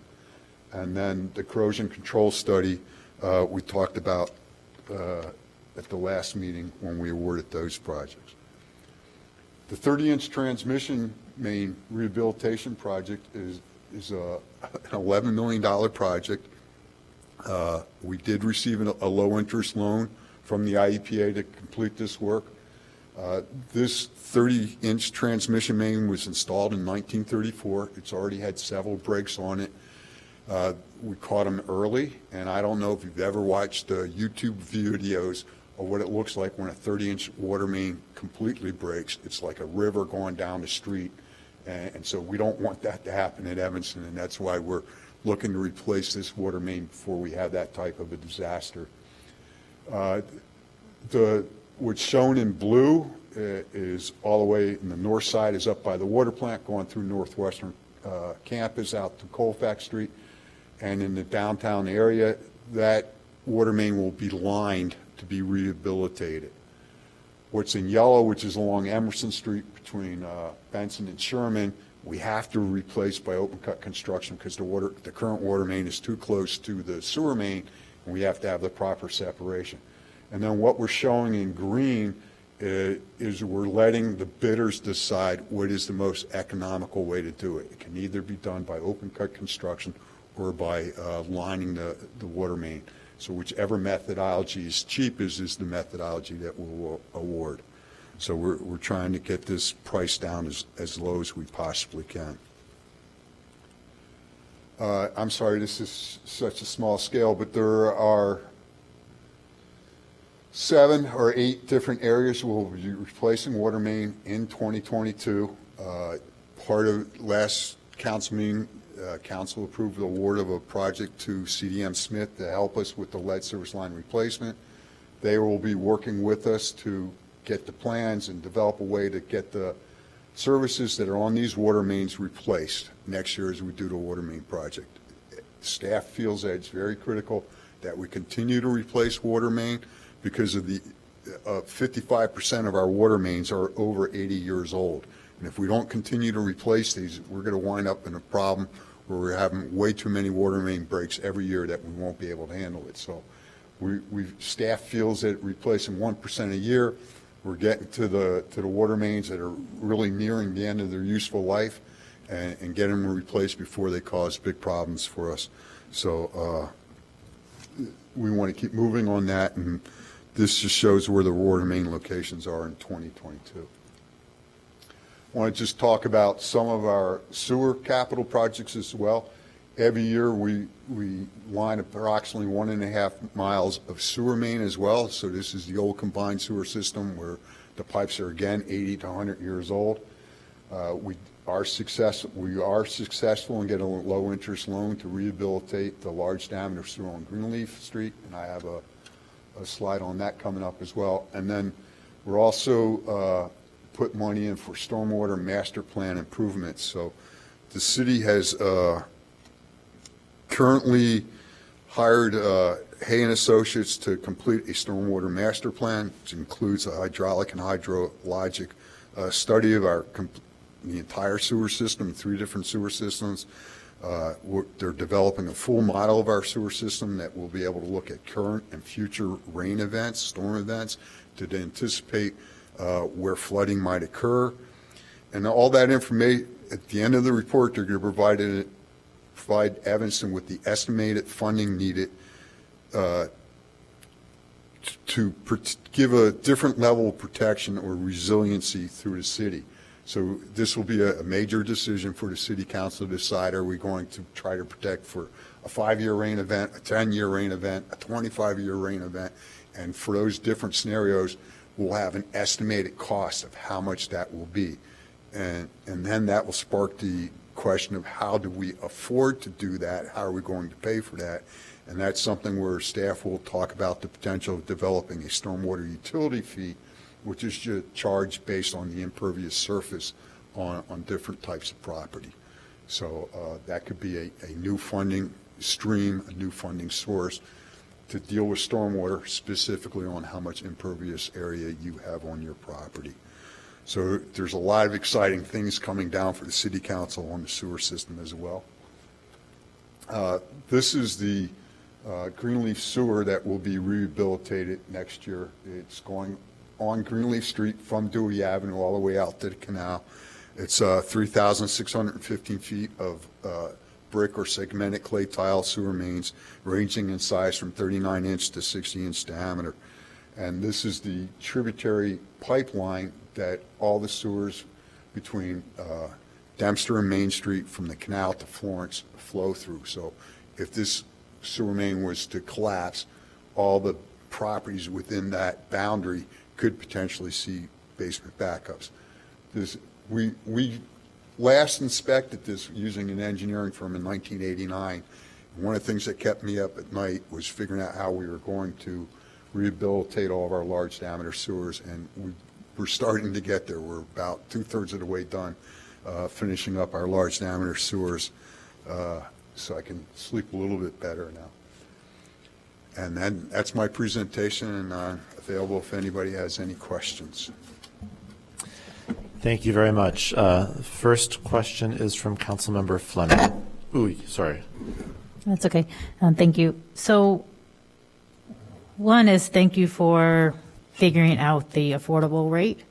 I appreciate that we, after years of talking about it, I appreciate that we finally are moving in a direction to figure out how to offer people who can't afford even these slight increases to keep up with their water bill. So thanks for doing that. I do have a question, and I don't know if we can talk about this. Maybe you can tell me if it's a legal thing we can't talk about, but it might be worth just looking at this form. It looks like Skokie is paying just, maybe just pennies less than us. But can we elaborate on, I know we had the huge multi-year Skokie lawsuit, and for people who maybe aren't up to date on what happened there, can we go into that, city manager Storley, just as an update for the community? Sure. Just so people understand, because at one point they were paying a lot less than us, and people might not know how that was resolved.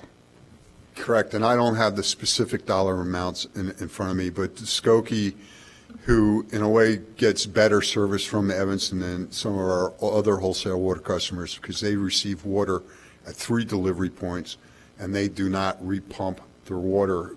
So the pressure that we develop at the Evanston water plant creates the pressure that goes through the Skokie distribution system. So that's something different than what our other wholesale water customers have. And they, when their contract expired, decided that they would only pay Evanston the same rate that one of our other wholesale water customer was paying. That lawsuit finally got resolved, and they are paying, it's not the same dollar amount, but they are paying on the same rate base and return on rate that all of our other wholesale water customers are paying. So they're paying 9.5% return on rate. Just like everybody else is, they have a 50-50 split of the original cost and reproduction cost. So, but they take a little bit more water than Morton Grove Niles. They take a lot more water than Lincolnwood, but they take a lot less water than Northwest Water Commission. So the rate is appropriate for the quantity of water that we're providing them. So that case has been settled. They actually paid the city over $4 million, which is why the water fund reserve is so high right now. We didn't expect to, staff didn't plan on getting it all in one lump sum. They were underpaying us for 4 years, so I guess technically they could have repaid us that $4 million shortage over 4 years as well.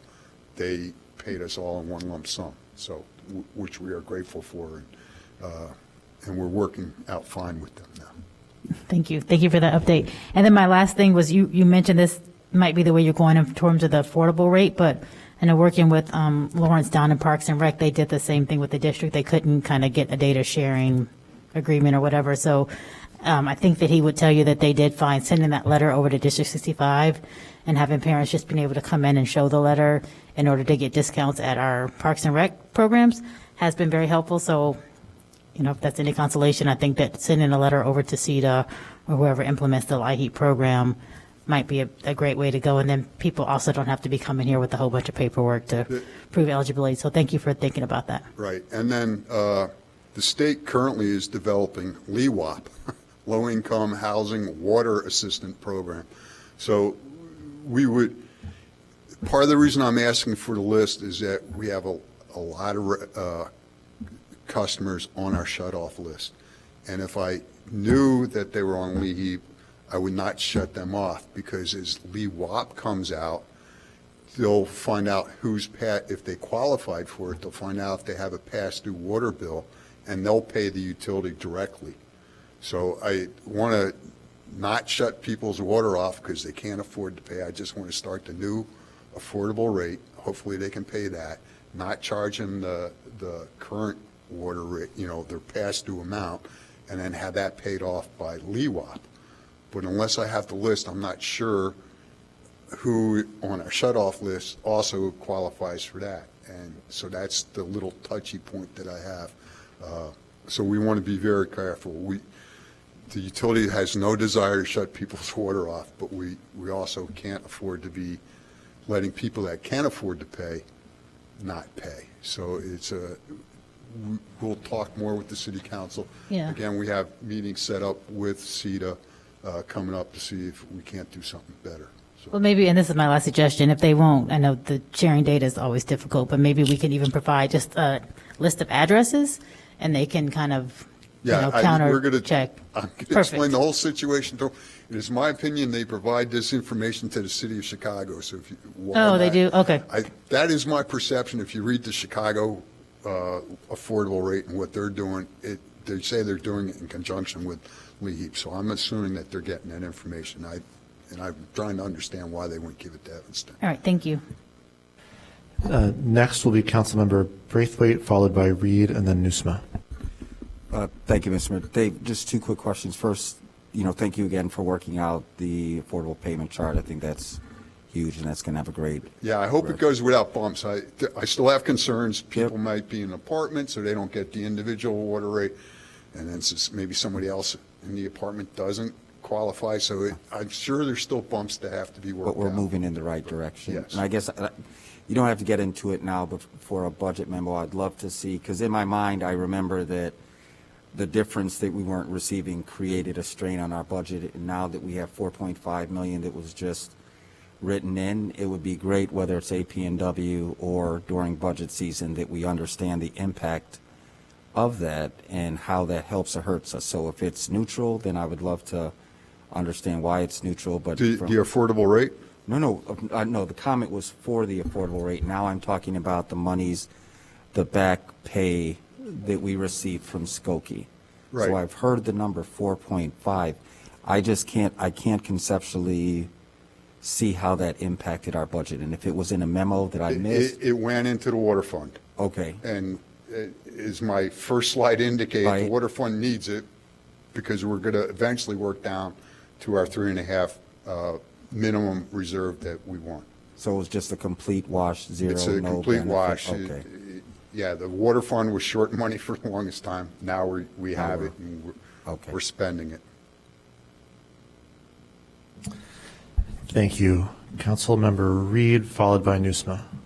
Well, you addressed part of one of my questions there, which was about renters. As a renter myself, I know you may not have it figured out now, but what is your thinking around creating an affordable rate for, or allowing this affordable rate to impact renters as well? I would have to come back to the city council, but it might be something that we actually send a check to the people that qualify that are renters. It's the only, thinking in the back of my mind, it's the only plan that I have at this point in time, but I'm more than willing to hear any suggestions people might have. I don't like sending checks out, but I don't know how else that sounds like a great idea, so thank you for looking at solutions to that problem. And then with water shutoffs, I made a reference a while ago to end water shutoffs. Again, I'll reiterate, I highly appreciate the affordable rate that you're coming up with, but I also believe that we have to figure out how not to shut off water for folks. If they can't afford to pay, I think if the most basic responsibility I think a city has is to provide, water to its citizens. And So I just love to, I made that referral a while ago. I'd love to see that move forward. I'd love to see if we can figure out a way not to shut off water. There, we subsidize parking, and, we don't have a huge gripe about that. And water is more of a necessity to me than providing free parking spaces for people. So I think if we can figure it out for parking, we can figure it out for water. And just as a point of information, it's not a separate question, Mr. Mayor. I think it would be helpful to understand, ask the question of how many times do we shut off water? Because if you look at the list there, businesses typically carry the largest debt, and I can't remember when in the city of Evanston we ever cut off a business. Perfect example is Canal Shores. And then maybe not now for this meeting, but we'll ask at Human Services that their resources, Councilmember Reed, through our Evanston General Assistance, that if they're members of our community that are truly struggling, whether it's in a rental or home ownership, that they can get assistance prior to their water shut off. So I understand your goal, but I'm also saying that I don't know what our percentage is, and there is help is the most important thing for residents to understand, that if they run into that, that they find themselves in that situation, they should contact our general assistance. Thank you. So let me just jump in here. It's 8:25. We've got a lot of work to do before we take a single vote, and then we have a lot of votes to take. So I just ask everybody on council to speak when called on and respect the order so we can move through this as expeditiously as possible. But go ahead, Councilmember. Yeah, the floor is still yours. Just finish. To Alderman Braithwaite's point, I believe we didn't shut off water in 2020, obviously because of the pandemic, but we did shut off water in 2019. Is that correct? Earlier in the year, yes. And let's just say since 2017, have we shut off water to a residence to a residential address in the city of Evanston? There are very few that we have shut off, and their water does not remain off. Yeah. Well, I'll just say for the record, if it's one person, that one home that we shut off their water in the city of Evanston, that is one too many. And so we need to figure that out. So thank you. Councilmember Nusma.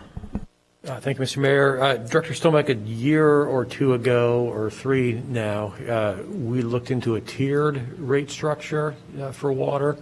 I understand it is not part of the discussion or not part of the proposal that you presented tonight. So is that not possible, or what is that something that we might consider at some future point? One of the things that we hope to do in next year is to do a cost of service study.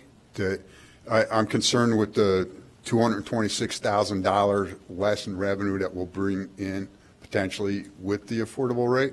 I think the water fund's in a good position now to sustain that for a year, but ultimately I think that we would need to raise water rates, and I would prefer to do a tier structure, but there's multiple challenges with that, with the condo buildings only having 1 meter, that each unit may not exceed that because they're a condo, they can collectively exceed that.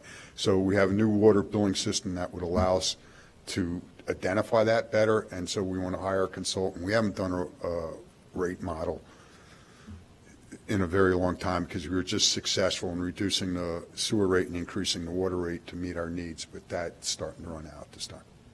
Thank you. Thank you. Thank you. I think no one else is seeking to speak, so thank you very much, Mr. Stoneback. And that brings us to item SP2. Would someone like to make a motion to enable a discussion on SP2? I move SP2, which is dog park planning discussion. Is there a second? Councilmember Fleming moves SP2. Councilmember Wynn seconds. And I think Ms. Biggs has a presentation. Is that right? Yes, thank you. My name is Laura Biggs. I am the city engineer, and I would like to give some information about our dog park planning that we've been doing, and also to seek direction from the city council as to the best option to proceed. So I will go through these slides pretty quickly, but I wanted to give an opportunity to talk about what we've done to date. So we currently do have access to a dog park that we share with Skokie along the not Canal Shores, along the North Shore Canal, just north of Oakton. You can access it through the Sam's Club parking lot. And it is a reasonably sized dog park, quite large, 2.5 acres, and the city of Evanston jointly pays for the maintenance of that park with the village of Skokie, and Evanstonians can use it.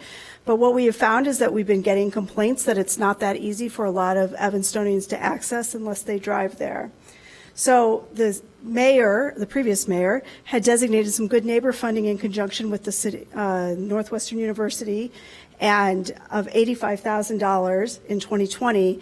And when staff did a more realistic cost estimate to fence off an acre, we felt that $110,000 was really the cost estimate, so that we added in general obligation bonds to pay for the difference.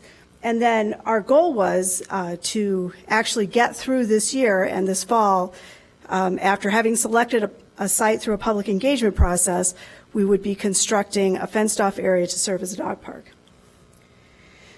To do that, we actually did a pretty lengthy internal study, and we worked on it for a couple years because this all started pre-pandemic and then got sidetracked. But we reviewed what other communities and what industry experts consider as critical criteria for a dog park, and we identified those criteria, and then we evaluated all the City of Evanston parks that we already own against those criteria to see which parks rated most high. And we eliminated any parks that were within 1 mile of Pooch Park, because one of the concerns about Pooch Park is it's just not centrally located, so it didn't make sense for us to build something nearby. We wanted to geographically distribute the resource. We also did a look into some of the legal requirements. These are pretty specific. They're not all-encompassing. There's actually a few others that govern the operations that don't really matter when picking a site. But basically, the gist of it is that dog parks have to be in a separate fenced-off area that has secure gates, and only people that are allowed access to the area are those people that have dogs that prove that they meet the vaccination requirements, have had a recent health exam, and whoever owns the dog park is responsible for making sure that that's true. So one of the ideas our residents have floated over the years is, could we say have beaches be open to off-leash dogs in the mornings from 6 to 9 a.m., and then 10 a.m. and later they could be people-only beaches, but by virtue of the fact that we would have to fence off the entire beach and not let anybody there, that is not going to legally comply. So we have tried to find another site where we have available space that could be fenced off, that could be utilized for a dog beach, or a dog park, excuse me. To do this, we actually have held 3 public engagement type things. Starting in March, we had a public meeting. We followed that up with a public online survey, and then we went to a second public meeting to gather feedback. So this is what the initial rankings looked like. When we ranked all the city parks, there are 75 of them approximately, we came up with, this list went down, but these were the top rated parks. And Clark Square and Dawes Park both scored equally well. But as you move forward, there's a little map here that's provided off on the right side of the screen where we mapped the top rated parks. And you can see that quite a number of them are either located on the lakefront or along the Canal Park system. The highest rated ones were all along the lakefront. There are also, these were results from the online survey. People had the option to suggest other locations, which included converting a swimming beach, a people swimming beach, to a dog beach, James Park, Bent Park. However, we eliminated some because they are conflicting with other uses that the city already has programmed into the parks, whether those are picnic areas or festival spaces. Beck Park was the least preferred of the locations that we looked at of the top 10 locations, and also we're in the process, which has also been delayed by the pandemic, of doing a more holistic look at the usage of Beck Park, since we have an expansion of the park there that occurred. And so we came basically down to, there were 3 preferred sites to look at, which provided a variety of locations and different settings, but they were all large enough to accommodate a dog park, and those included Clark Square, Lovelace Park, and Ingraham Park. When we had the second public meeting, we got a lot of feedback and we talked about some of the ideas, but the biggest thing that happened is we got a lot of opposition from the neighbors. So the neighbors knew, we actually flyered the areas around the parks to let them know that we were going to be talking about this subject. So the neighbors would know about it, and they all pretty much came out in opposition to any of the 3 target parks that we were looking at. We proceeded with an additional internal analysis, and we started identifying other locations that are less ideal. They all now start to fail to meet those criteria that we had previously identified. So each of these next tier of locations starts failing one of the key criteria, but they could still become dog parks, but we have no reason to believe that any of these other sites would be any more successful with the neighbors compared to the initial sites, because they're actually more challenged in a lot of ways. And so the conclusions from our internal staff study and the public engagement is that there's extremely strong support for the dog park. That was completely clear. People would like a centrally located dog park that is easy to walk to, easy to bike to, in a different location than the existing Pooch Park. But when we raise specific sites, we get a lot of opposition from neighbors. In general, lakefront sites were preferred by dog owners. I'm not sure if that's because there are a lot of multifamily housing areas near the lakefront where there are high populations of dogs, and we tended to have an off-leash dog problem near the lakefront, and so this is where the dogs are, or if it's because they had a dog beach which closed, and now they're looking for a very similar site, as similar as possible. But the neighbors expressed substantial concerns, which included concerns about noise, odor, parking, being taken up by people using the dog park. Would there be pet waste, either just left around or left in their garbage cans when they were out?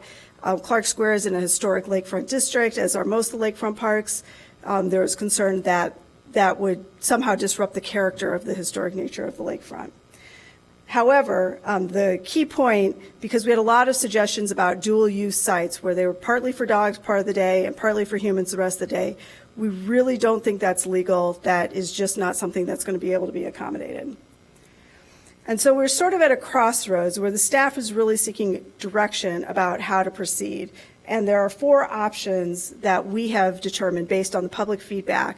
One is we can just override neighborhood objections and put a dog park in a park against the will of the immediate neighbors, which is not something that we've typically done in our park designs. 2, we could locate it in an existing park that has current city programming. We really didn't investigate these because most of our parks that have programming, whether they're picnic areas or athletic fields, they are so overprogrammed, and we have so much demand for them that removing the existing programming is probably not only going to irritate the neighbors, but also irritate whatever user groups are using the park. The 3rd is we could acquire new property to develop. This is completely out of line with the $110,000, which staff recognizes. This was generated by public during public comment at both of the meetings, and there was a high support expressed for this from both dog owners and non-dog owners to find a site in the middle of an industrial area away from any residential spaces and to develop that as a dog park. Or 4, we could just not proceed. I mean, it is at this point a valid option because staff really doesn't have a recommendation for how you would proceed without city council support to override one of the other potential protest groups. So in that case, we could just reallocate the existing funding, whether we reallocate it to another park for another use, or however that could be up to the city council, or we could just use it to reduce next year's debt issue. However, it is complicated by the fact that we would probably want to get compliance or agreement with Northwestern because they provided $85,000 worth of the funds. With that, I'm happy to answer any questions and get any direction I can from City Council. Thank you very much. The first question is from Councilmember Wynn, followed by Fleming. Yes, thank you, Ms. Biggs, for this. This is not an easy topic at all. I'll just start off by saying that I grew up as a dog owner. I own a dog now. But, so I have two questions for you. One, in the spirit of Barbara James, is the Lincoln Street Beach a possibility? I can defer to get more information on that from our legal department. Up until now, the Lincoln Street Beach ownership has been disputed between Northwestern University and the city of Evanston, and in reality is owned by the state of Illinois. So it is a theoretical possibility. I'm not sure it's one Northwestern would agree to because they also use Lincoln Street Beach periodically. But the only ready access to it right now is through Northwestern's property. So there are some logistic barriers that would have to be overcome that aren't $110,000 worth of cost. Well, I still think that is worth pursuing because it is a beach, a dog beach, which was, many people loved the dog beach when it did exist for their dogs. So I'd like us to pursue that. I have to say that the residents of the Third Ward that I heard from were overwhelmingly opposed to Clark Square Park. And it wasn't necessarily because they didn't want to live near a dog park, because I heard from many people, even a distance away, it's because that park is one of the few open spaces along the lakefront that it's really truly a passive park. And I had one of the neighbors send me a list of all the ways that Clark Square Park, especially since the pandemic, is now used. There is an early morning Tai Chi class that meets there every day for seniors. There is a yoga class that meets there. There's a girls lacrosse that uses that open space because it's hard to find large open space in the Third Ward. There are people who come and enjoy it because it isn't a picnic area, so you can actually have some quiet. I was astounded at the number of different ways that people use the park. I'll also say it's one of the few places that you can actually throw a ball any distance, at any height, and it's frequently used for ball playing too. The Third Ward actually has the least amount of park, green space of any ward in the city, and so I don't want to say that the Lakefront Park is a neighborhood park, but it functions a lot as a neighborhood park. And I understand from the community, my residents, why they are opposed to it. So I would like us to pursue the potential dog beach park, or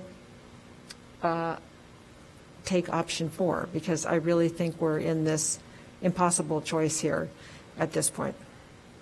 And I will say, I speak as a dog owner. I will say one other comment, that after we lost the dog beach, we had many, many instances where we had people letting their dogs off leash along the lakefront. We had constant problems with that. That has disappeared. I don't see people with dogs off leash on the lakefront anymore.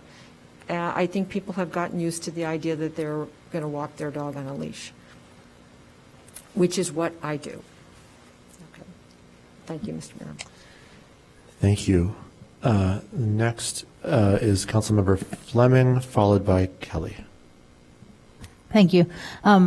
So I totally disagree with my colleague and think that Clark Square or Clark Park, I forgot the name, is a great viable dog park. It is a huge space.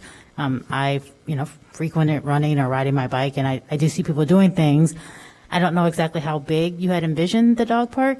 That is not my area of expertise, but it seems like the park could be gated off as you described for a dog park and still have, some green space for people to do. Maybe not all the things they're doing now.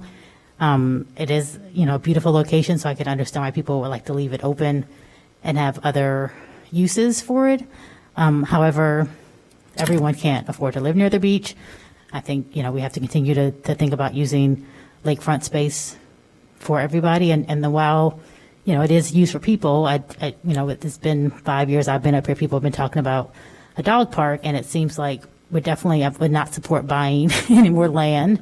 I would not support putting it, if neighbors wanted it, I would support putting it over along the canal at the Twigs Park, whatever that space is called. But that also seems very close to houses, and it seems to be that we put a lot of stuff over in the Fifth Ward that we won't put other places. So, I think that's a perfect location for it. It has parking, probably not enough for all the people who have dogs who want to use it, but it does at least have some parking. And I think, again, it can be used for many things, particularly if the dogs are, in a gated space. There still could be plenty of space for people to do other activities. And we do have, lots of other green space around the city that people could use for Tai Chi and, all the other things that people are using park space for. So I understand the neighbors might not love it for a lot of reasons, but this is a town of 75,000 people, and people don't love a lot of things, and we have to make hard choices. I think Ms. Fonda's point was accurate in that this has been a long-term conversation. Pooch Park aside, I do think it would be nice for people to have a dog park here in Evanston, and we've made that commitment that we've delayed on, not because of you all's work. And lastly, regarding the dog beach, I think it would be great to have a dog beach token. It seemed like last I remember the Lincoln Street Beach was a little bit of a disaster in terms of the ownership and all those things. So it would be great if we can make that happen, but I would hate to say we're going to have a dog beach and we can't make that happen, and then we don't have a dog park or a dog beach. And I think dog owners, have waited a really long time for this. And as you said, it's something we have funding for. I don't know when we're going to have funding again.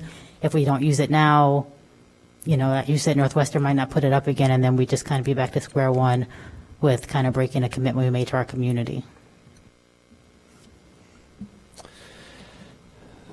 The next speaker is Councilmember Kelly, followed by Nusma. So thank you, Councilmember Nguyen, for bringing up the Lincoln Street idea. I also would love to see that explored. I know many people for many reasons, people prefer the beach because obviously there's the water there, but you also don't have homes flanking it, so you don't get you won't get the same pushback on a lakefront space.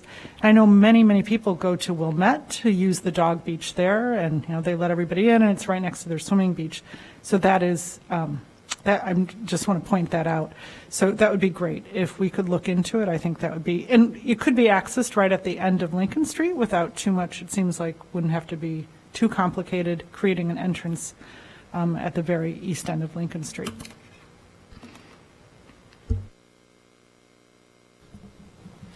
Councilmember Nusma. Thank you, Mr. Mayor. My ears perked up when you mentioned Gray Park, but I thought about that for 2 more seconds and realized that's probably not the best idea.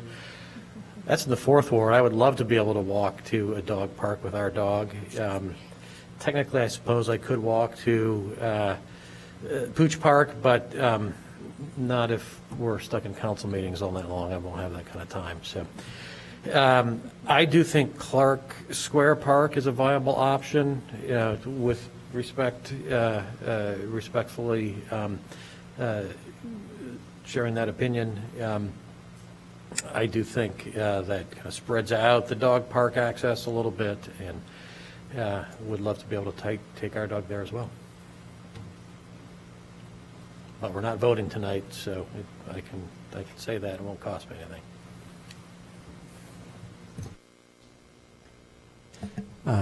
No one who has not yet spoken is seeking to speak again. So for a second time, Councilmember Nguyen with 1:45 left.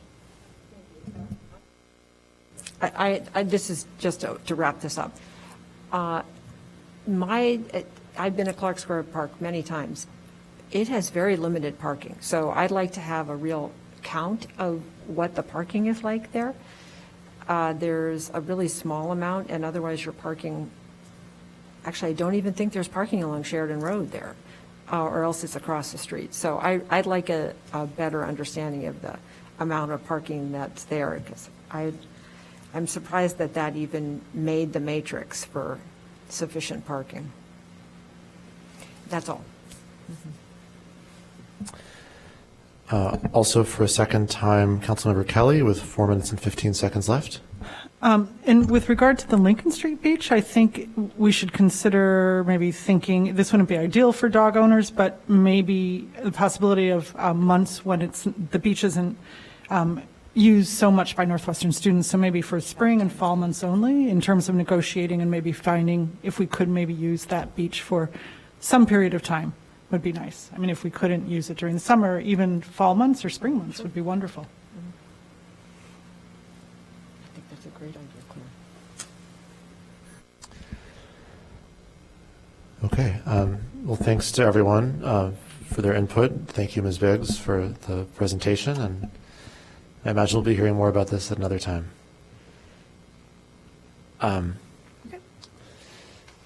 That brings us to item SP3.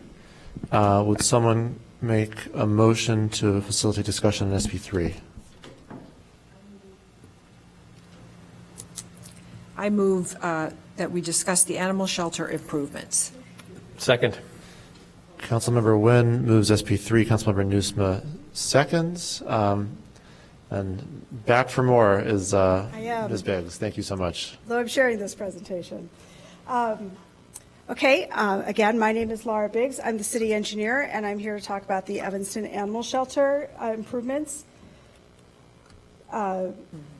Here is a brief outline of what we're going to discuss. So the city of Evanston owns the Evanston Animal Shelter building, and we contract with the Evanston Animal Shelter Association, which is a nonprofit, to do the operation for us. There's been a lot of resolutions and agreements about how this happens, but roughly speaking, they operate with a $300,000 a year budget, of which the city of Evanston provides $100,000 per year. They are a no-kill shelter, which is, there's still always some unfortunate issues in a shelter, but they operate at a very high rate even of success, even for a no-kill shelter.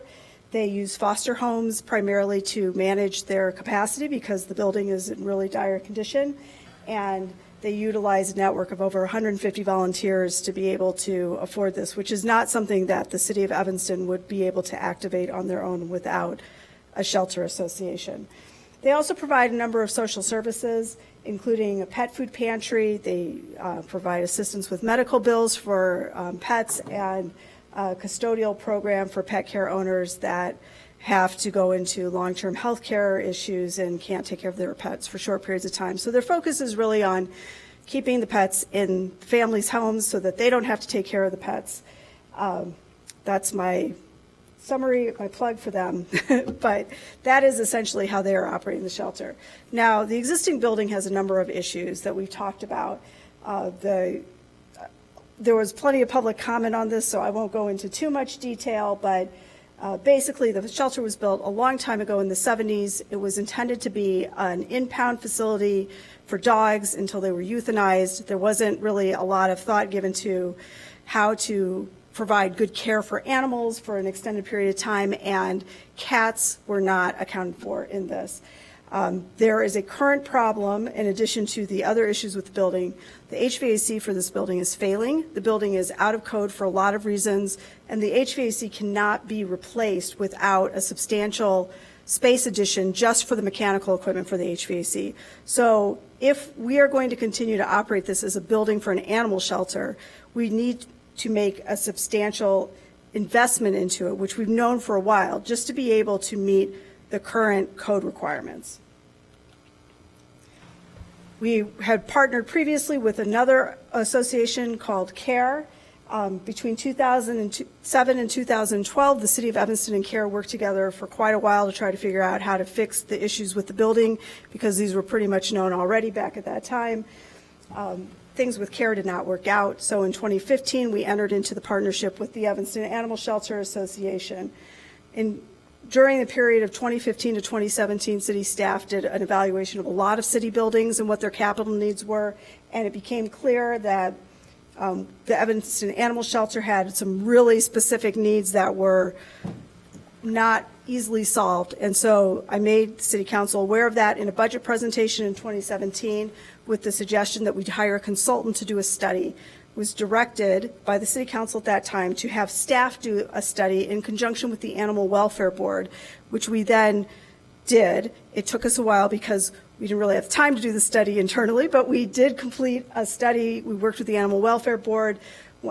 interviewed experts, went through a lot of tours of facilities in the greater Chicago area, came up with a list. We're beginning to write a report when Cook County released their grant for entering into a long-term contract with municipalities to take impounded Cook County animals in return for a capital investment in an animal shelter. We submitted for that grant, and we hope to get $4.5 million, which was really aspirational. We did receive a $2 million grant, which was $2 million more than we had prior to talking to Cook County, so that was not a bad deal. But it did change quite a bit what we thought we were able to do. Meanwhile, staff had done a funding assessment or a cost proposal and determined that really we were talking about a $6 million project. And we hoped that maybe if we did a renovation, we could reduce that to $4.5 million. But pretty much this entire time that our current staff has been working on this, we've seen this as a $4.5 to $6 million project. And with that, I will turn it over to my colleague, Shane Carey. Council members, my name is Shane Carey. I'm an architect and project manager in the Public Works Department. During our pre-design phase that we've been executing with Halliburton Root Architects and Connolly Architects, there were three major decisions that I want to describe to you tonight, two of which I need feedback from the council on how to proceed. The first one that I'm going to describe is the decision whether or not to do a renovation and addition or a new construction building. The second one has to do with the size of the building, the level of services that this building is going to be capable of when we are finished. And then the third one is the level of sustainability that we are going to attain. And this is directly affected by our climate action and resilience plan. So as far as the site analysis goes, there are several things that will affect the cost of reusing the existing building. The interior walls of the existing building are made out of CMU. These are difficult to demolish. The corridors that are in the building are small, and the spaces inside are really small. Now what this means is that we have to, the interior walls are not in the right place, and we have to move them all. So that causes costs. Additionally, we have a peaked roof, and the peaked roof actually lowers our exterior walls rather dramatically, and they're not in the right, again, they're the wrong size for any kind of building that we would build, so we would have to extend those exterior walls up. Additionally, if you reuse an existing floor plan, there's certain efficiencies that you lose when you do a new design. You have to work with the puzzle that you have in front of you. You have to configure the spaces the best that you can, and it's not quite as perfect as if you were to do new construction. And then lastly, we looked at the location of the thank you, sorry. We looked at the location of the parking lot and considered it along with the Oakton Corridor Street study, which that study is recommending that we close down as many curb cuts as possible along this edge of the Oakton Street.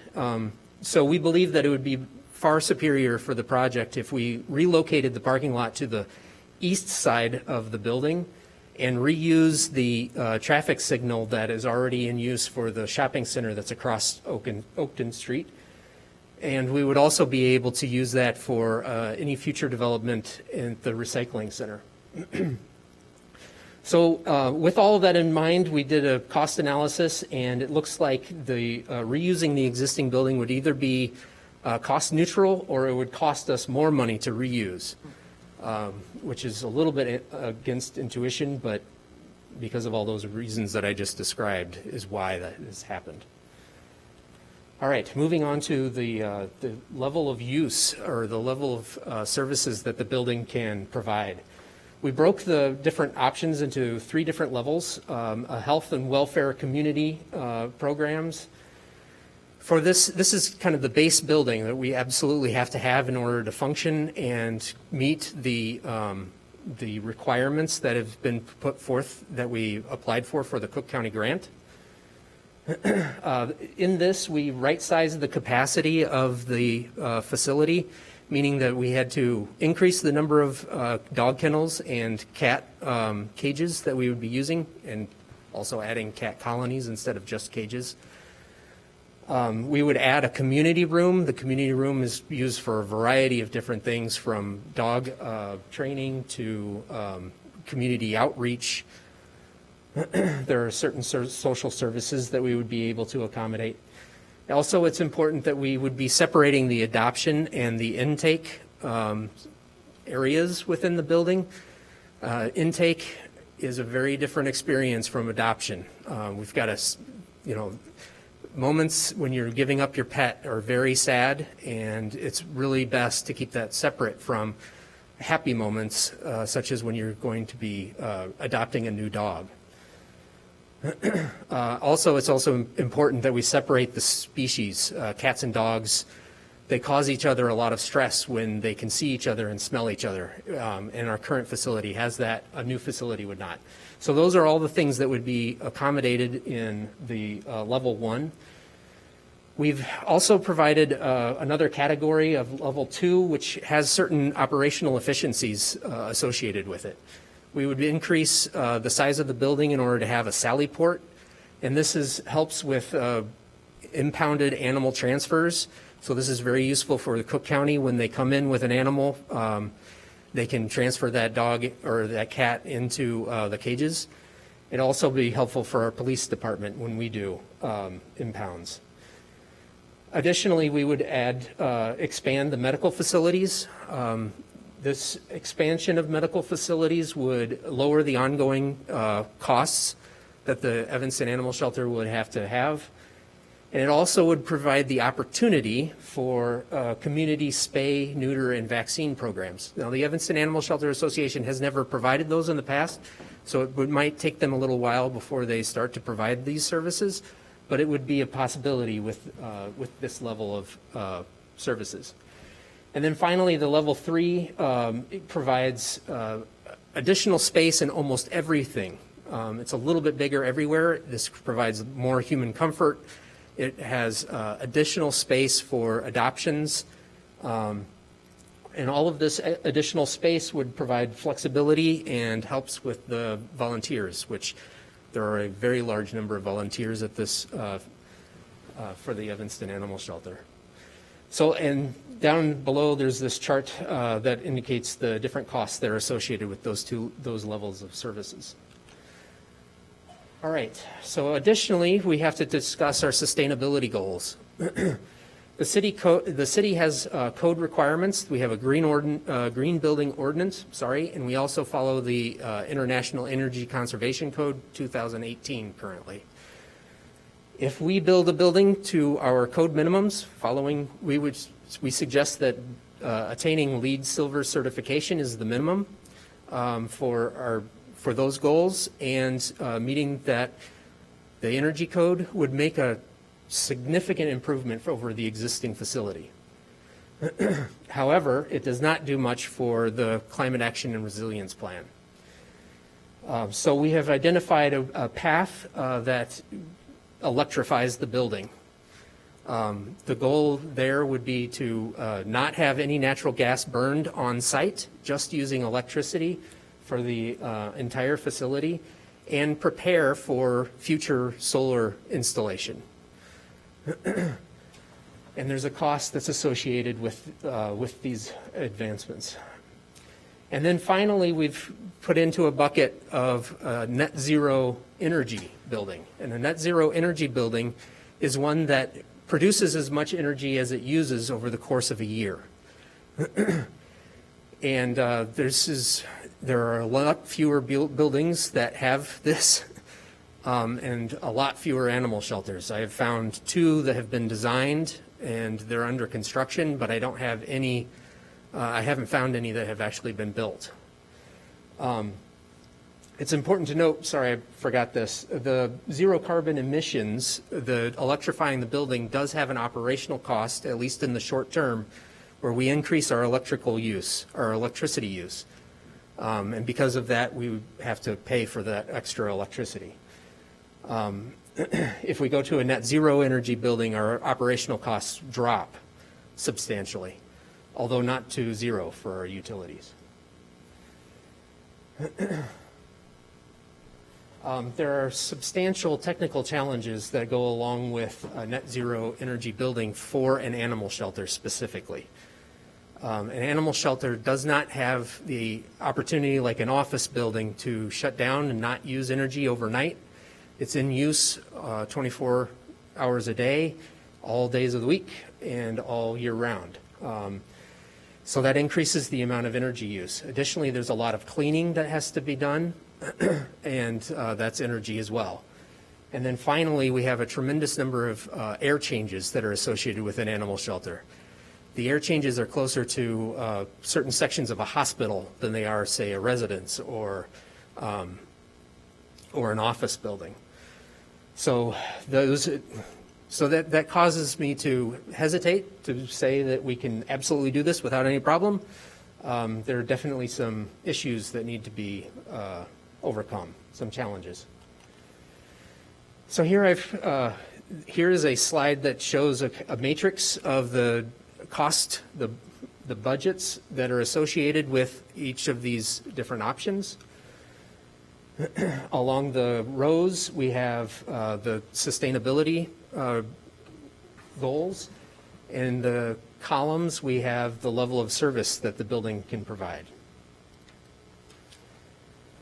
Let's see, and then I've included 1% public art in these numbers. Yeah. Okay, so after you provide direction for us, we can go back to Halliburton Root. We will negotiate a contract to go into the design phase of the project, and we can bring that back the second council meeting in October. We will then go through the design for the year 2022. It would probably take just about the entire year. And then we will go into construction in 2023 with the intent of operations starting at the animal shelter at the final quarter of 2023. Thank you very much. And now I'm going to hand it back for discussion and direction. Thank you.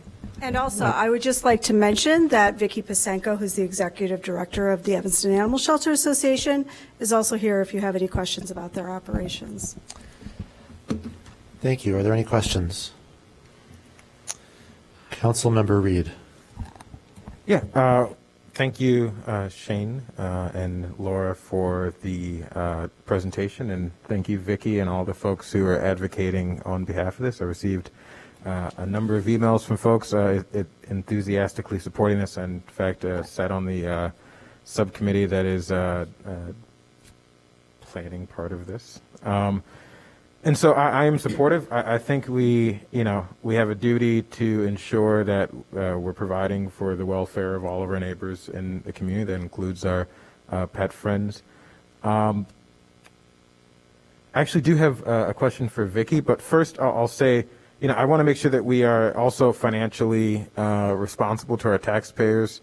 And so, while I'm supportive, I just want to make sure that we're keeping this in a pretty tight range and that we don't let cost get out of hand, as has occasionally happened in the past, if you look at Fountain Square now. And so with that, I actually do have a question. It's really to the services that you all provide, because I was a bit unaware of some of them. I learned some new things about some of the pet food.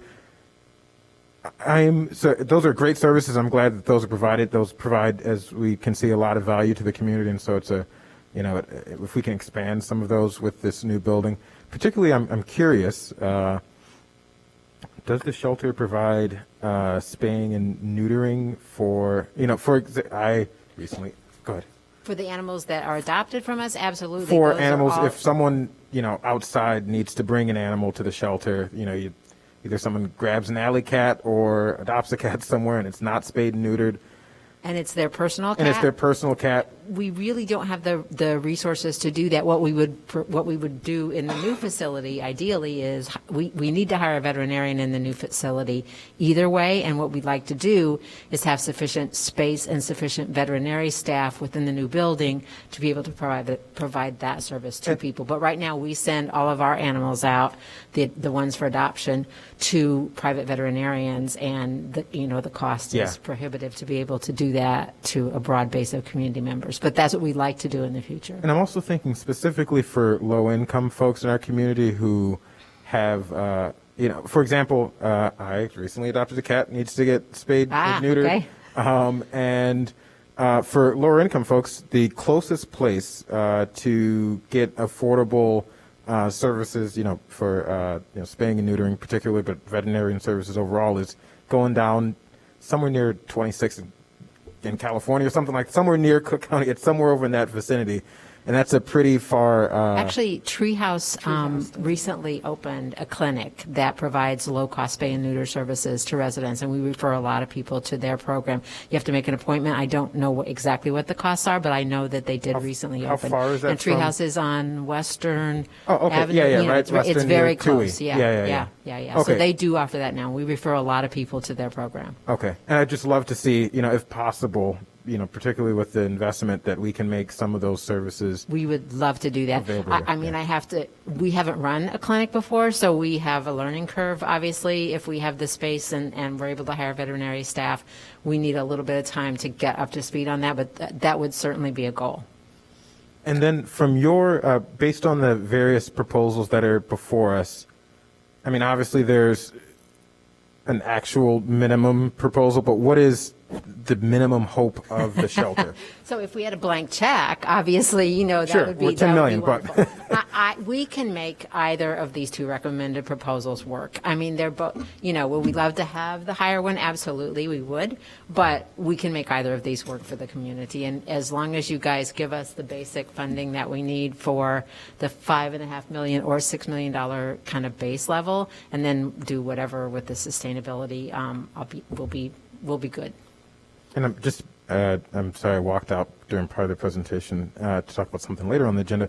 The base the base that you're talking about, is the city only putting up 2.5? Yes. Right. Okay. Yes, there's $2 million from Cook County and $1 million that we're raising the Evanston Animal Shelter Association through a capital campaign. And how much have you raised thus far? 100,000. And the reason we can't raise more, it's like right now we're in limbo, so people are not going to, write us checks until they know definitely that the project's going forward and what they're going to contribute to. We do have 100,000 from a long-term volunteer who wishes to remain anonymous, but that's what we have in the bank. And how confident are you all? Do you have a fundraising plan? Is there a fundraiser that is helping? We have a consultant that we've already, in fact, I have a meeting with him at 9:30 tomorrow morning based on what you guys tell us so we can hit the ground running.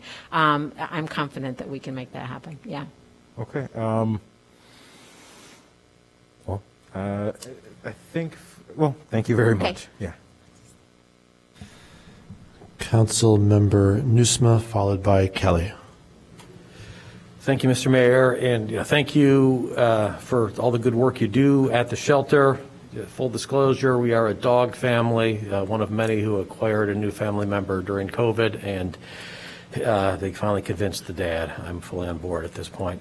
To address your questions, do we demolish the building or do we renovate the current one? And if I understood correctly, renovating and adding on is really not viable. From a CARP perspective, it's not cost effective. Okay. It will make the project more challenging. The final appearance is likely to be less aesthetically pleasing, and there's no cost savings to it, which was actually sort of disappointing to find out. We had hoped that would be where we could save money, but it just didn't seem to work out. Yeah, it's disappointing from an environmental perspective. It would always be better to use what you have and build on it than tear it down, but the numbers are what they are, so. Sorry? Somebody was online, I think. Anyway, so I guess the conclusion is tear down and build new.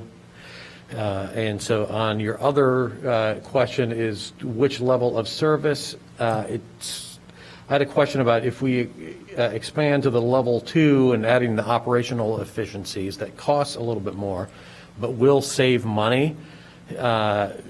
And so how much, what does that math look like? How much money will it save on operational expenses, and is there a reasonable payback for that extra investment? We don't have the level of detail required for we don't have enough detail in our budget analysis to identify exactly how much or kind of the life cycle costs are going to be.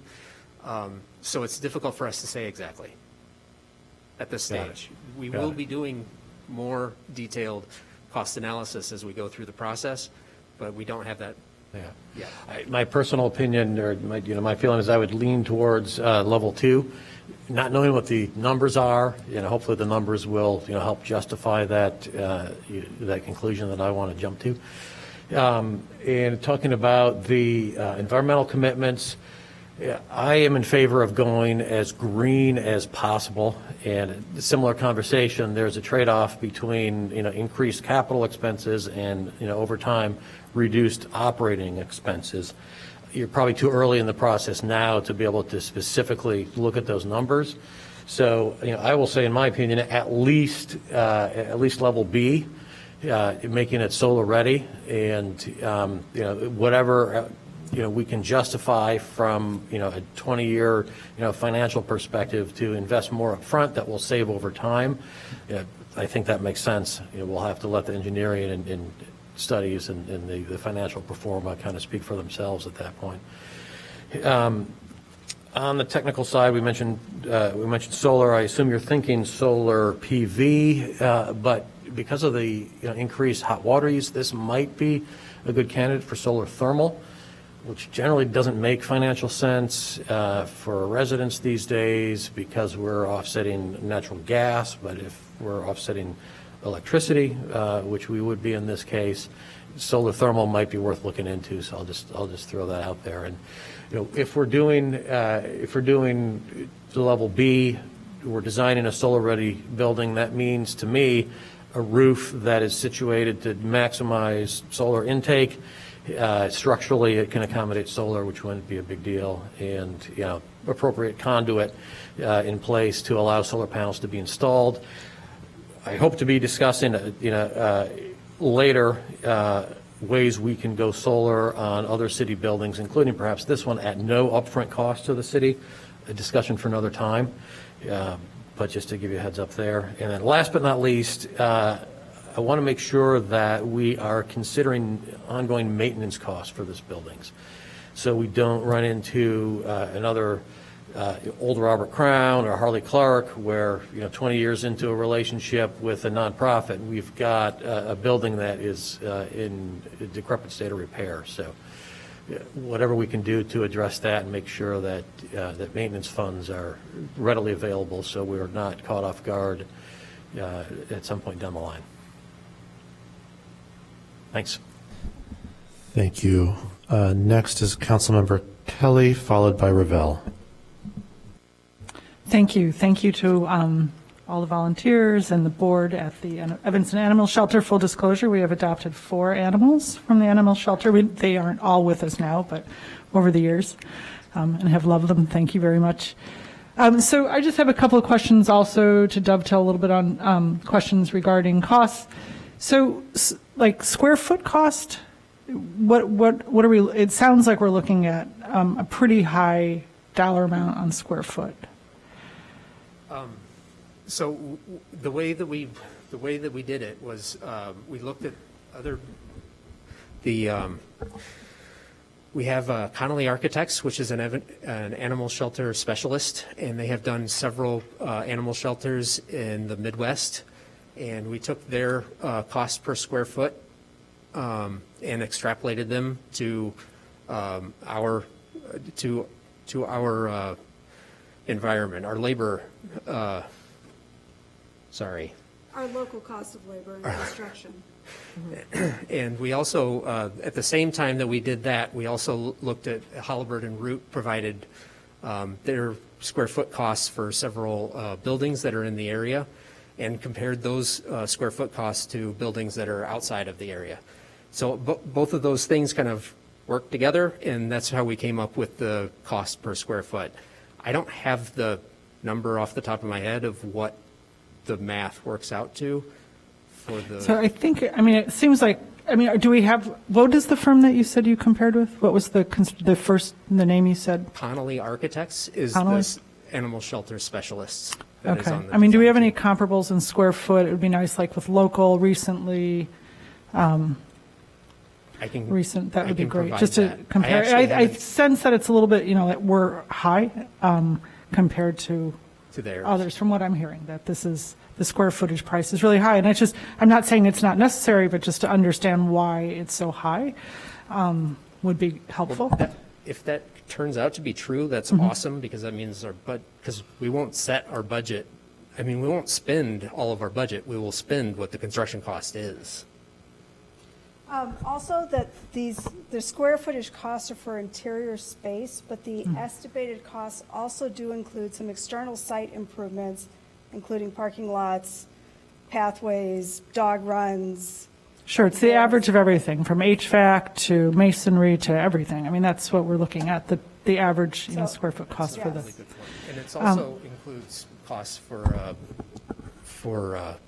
temporary facilities, and the design fees are all wrapped up into that cost. Okay. So it's much larger. That's not how you usually say this is how much the building is going to cost per square foot.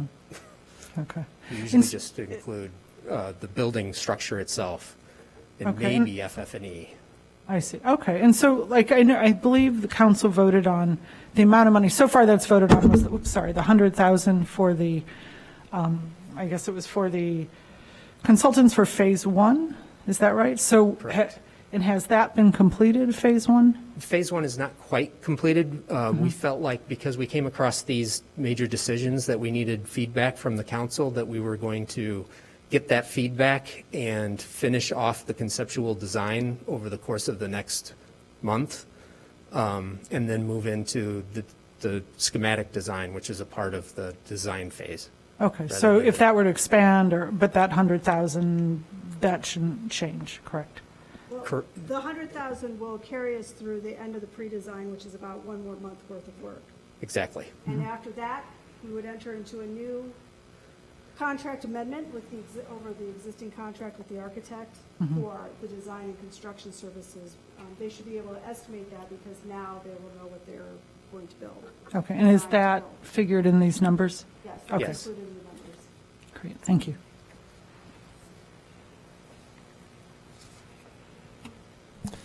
Next is Councilmember Revelle, followed by Wynn. Well, thank you very much, both to our animal shelter representatives tonight. It's been really wonderful to hear about the facility and all the great services you provide, and I really appreciate these concepts that you've given us to think about. I'm going to put my vote in for level 2.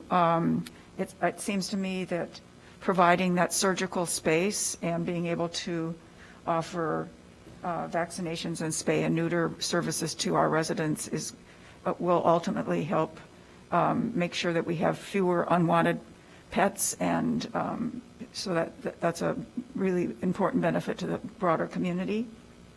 And along with Councilmember Nusma, I'd like us to be as green as possible. C seems perhaps more expensive than we can manage, or there's some technical issues that maybe we're not quite ready for. So, but I would hope that we could go at least with B, so that we're zero carbon emissions on site and making this as solar ready as possible. So I would vote for level 2B. Councilmember Wynn. I would agree with Councilmember Revelle and Councilmember Nusma, and I also wanted to thank you and thank all of the volunteers. It never ceases to amaze me that we have 150 volunteers for our animal shelter, and this is essentially run by volunteers on a $300,000 a year operating budget, which is pretty impressive. 200,000 of which is raised by them every year. So there's just clearly very strong support in the community for this. And as much as I wish we could have a net zero building, we do have a net zero building here in Evanston, the Walgreens on Chicago Avenue, and I know that that was very complicated and cost Walgreens quite a bit, because I don't know how many more of those they've built since then. And this is even more complex a building because, as you said, it's closer almost to a hospital in the sense of the air exchanges and the types of separation that are needed. So I agree that I do think having the spay and neuter and a vet clinic on site is really important. Not only do we have fewer unwanted pets, but also it improves the health of all of the pets that we have in Evanston too, to have regular vet services that are affordable. And so I would say to be as well, and as green as possible, and then let's take advantage of whatever new innovations are happening in solar down the line. Thank you. We could always have a windmill there too. Yeah, okay, Jonathan tells me no. Next is Councilmember Fleming, followed by Burns. Yeah, I will be super quick. So my question about level 2 is, well, one, I just will say that Cook County does do spade and neutering of animals, so there is spade and neutering available. But with the expanded medical facilities, would that include community vet care or just care for the animals in the shelter? It would be a long-term goal that it included community animal care as well. As I said, we haven't had a vet on site, and we need to walk and crawl a little bit before we would just say, yeah, we're going to have a public clinic. But that is our long-term goal in that scenario. Okay, thanks. So I would go for 1 or 2. The price difference is not really that substantial. So if the nonprofit thought they could, ramp up services and by, having 2, that would be helpful. In terms of sustainability, I think it would be great. However, we also have to pay for a lot of things. So I would be fine with A or B. Looking at the final cost would help me make my decision for that. I also have concerns about just the long-term maintenance of the building. So for that reason, I think for me, that's why I kind of toggle between A or B, 1 or 2. I mean, I would want to make sure we have some reserves. And if going with, level 2, but only doing like A for sustainability allowed us to have more money on hand to make repairs, that's far more important because, sustainability is great and all those things, but also not having a building that's going to fall apart because we don't have maintenance is also very, very important to me. And then the last thing is, I like art well enough, but I would be willing to not have the 1% for public art and have that money either put into the building cost or the maintenance cost or, something else that's just a little more tangible. I just think public art in front of the animal shelter is not necessary, particularly as we are trying to make sure the animal shelter has what it needs inside. I'm just not that concerned about public art, and probably we could find someone in the community to donate something down the line if we really thought that was important. So I think for a project like this, I'd rather have that 1% thrown back into actually building a better building or some other kind of service for the community. There is a public art ordinance that says the city council will set aside a budget of up to 1% for a project like this where it is a new construction of a new building. But that amount is at the discretion of the city council, and it's specifically phrased as up to 1%. And I'm assuming since it's our own rule, we can decide not to do that as well, correct? Yes. You actually can decide to do it. I'm not trying to throw art under the bus here. Just want to be clear. You can decide to set the budget at whatever you want. The ordinance says there is a public art ordinance. The city council will set up to 1% of the construction of a new public facility towards public art. Got it. So I vote for 0% for the record. The next speaker is Councilmember Burns. How much is level 2B? We've heard it from Councilmember Ravel and Newsma and maybe others, but how much? So 2B by this chart basically looks at $6.3 million. And what will be the city's contribution to that? So $3 million of the project is being donated or is grants from other sources, so our contribution would then be $3.3 million. Okay. Cool. Well, I just wanted to say, I've heard people's opinion about government from time to time to say that government could be wasteful. And when folks said that they weren't thinking about the Evanston Animal Shelter, they have an army of volunteers that we've heard today doing a tremendous amount of work, and staff who, I would imagine aren't being paid for every hour they're working. A truly committed group of staff, and from my understanding, folks that were doing this, working in this field way before they became staff at the City of Evanston. And so I just want to acknowledge their ongoing efforts to make this facility what it is. I mean, they've completely stretched what the functionality of closet space and bathrooms and all types of things to try to make this space work. And so I will be on board also for level 2B, but I just wanted to acknowledge the efforts of both staff and volunteers. Amazing work. I believe no one who has already spoken is requesting to speak again. So next we have Councilmember Reed, who has 1 minute and 40 seconds left. Yeah. Again, I have full confidence in the Evanston Animal Shelter, but in the case that they cannot meet their fundraising goals, are we, as the city, then on the line to make up the difference? Yes, the city would be on the line to make up the difference. Okay.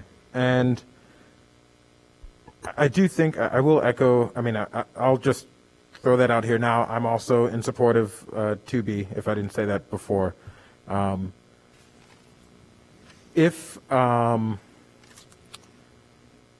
I'd love to see, as Councilmember Kelly mentioned, if we can just make sure that this is the most affordable rate that we can get. So I'd love to see some comparables and, get that per square footage rate so we can compare that to other animal shelters. I think our incoming interim city manager, Ganderska, had a conversation with a while ago. I think, she may be familiar with a few places that have built shelters recently, and so if we can just look at some of those numbers and get strong comparables for local, that strengthen my resolve even more. So thank you. Councilmember Kelly. With 3 minutes and 20 seconds left. I just wanted to reiterate that too, that again, I very much deeply appreciate the animal shelter and want to support it, but just voting on these without really understanding the square footage price and compared to others, it's a little bit hard. I'd like to give them everything. So, but I want to understand is that, because what I'm hearing from others and architects and some other people in construction that were, that the square footage rate is really high. So I just want to see if you could just break it down for us a little bit, the square footage price and maybe cost, and then again, some comparables with others, I think would be helpful, just in terms of getting clarity on the cost. Okay. Thank you. Thank you. So that's everyone who's requesting to speak. But on that point, let me just ask, so what exactly are you looking for? There were three recent issues were raised recently. One is the issue that was just discussed about, hey, just sort of help us understand why this is the least expensive it can be, based upon some analysis of comparables. One was Councilmember Reed's point about there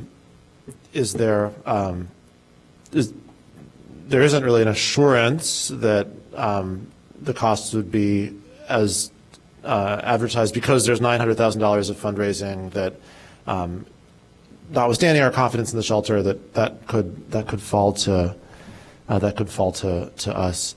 And I think I said 3, but I meant 2. So those are 2 sort of questions that were raised. And I guess the question then to you is, what's the timeline of the decision points? For instance, at what point would it be costless or cost negligible to shift between level 2 and level 1 if we discover that, oh, the fundraising is falling short and all of a sudden there's an additional burden being put on the city that we're not necessarily in a position to handle. So that would be about a month from now when we finish the preliminary design. Got it. So that's right now, basically. We're going to enter into a contract for design services. That's going to start spending like real money on actual engineering services. Understood. That they would have to then duplicate and redo if we change our minds. To answer Councilmember Reed's questions about cost per, and Kelly's about cost per square foot, yes, we have that from our architect firms. We can get some additional information, and we're happy to provide that. In addition, the interim city manager has some experience and connections in the animal shelter world, and she has provided a lot of information already to us. So I'm sure we can get some additional information and get that sent out as a budget memo for people to see. And then but most likely our next point of contact where we're actually facing each other across the podium is when we come back with a contract for architectural consulting services. And that would be the last point to change at a negligible cost investment, what we want to actually do to move forward. Understood. Well, I think I felt like there was, if not a consensus, sort of a majority on a particular spot, but those questions still kind of lingering. And so I would say if you can provide answers to some of those questions and then ensure that any follow-up gets addressed before that vote around a month from now, I think we'll be in good shape. Absolutely. Thank you very much for the feedback. And then Shane briefly went over this, but we would essentially be completing the design phase next year. This is in a zoning overlay district, so there's some additional plan unit development approval processes that have to occur, which will occur simultaneously to the design for the most part, and then construction would be scheduled for 2023. Thank you very much. Thanks to all three of you. Can I just say that, Vicki, when this comes back, hopefully you can bring with your fundraising consultant a solid plan on how you guys are coming to the million within a month. Absolutely. One of the things I want to say is that part of what I was hoping to get tonight, and you guys definitely did it, was the ability to go forward with the capital campaign and let people know that this is moving forward and the city supports it, and that there is a level that, is acceptable that will be put in from the city. So that's a great, that's what I needed, and that's what you guys gave us. So thank you. Thank you very much. Thank you so much. Well, that brings us at 9:35 to our consent agenda. I've already been asked by some precocious council members to pull the following items off the consent agenda: A1, A14, A15, A16, and A17. Is there anything else that folks would like to see removed from the consent agenda? Yeah. What's that? Sorry, the ones A1, which is the credit card bill, and then A14 through A17, which I believe are all of the ones associated with the TIF. Okay. I'd also like to hold A13. So I've heard A13, okay. A5. A5. A3. A3. A3 was actually held over in committee, so you can thank remove you. that from the council. As was A9 on the council And agenda. also A9. And A9 also was held in committee? Yeah. Is that right, Councilmember? Okay. Correct. I don't think it was holding it. It just wasn't supposed to be on the agenda, correct? That's correct. A7, I just have a quick question. I hate to hold it, but I just have a clarifying question for A7. Okay, A7.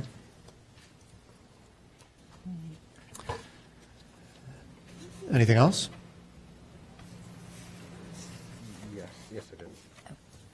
So what I have so far are A1, A3, A5, A7, A9, A13, A14, A15, A16, and A17, of which A3 and A9 would not be eligible for a vote, but the others would. Am I missing anything? Seeing a lot of people looking at agendas. I don't want to rush you.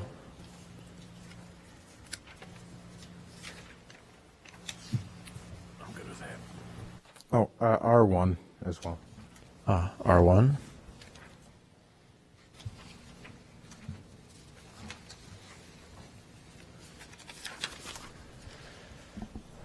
So what I have at this time is A1, A3, A5, A7, A9, A13, A14, A15, A16, A17, and R1.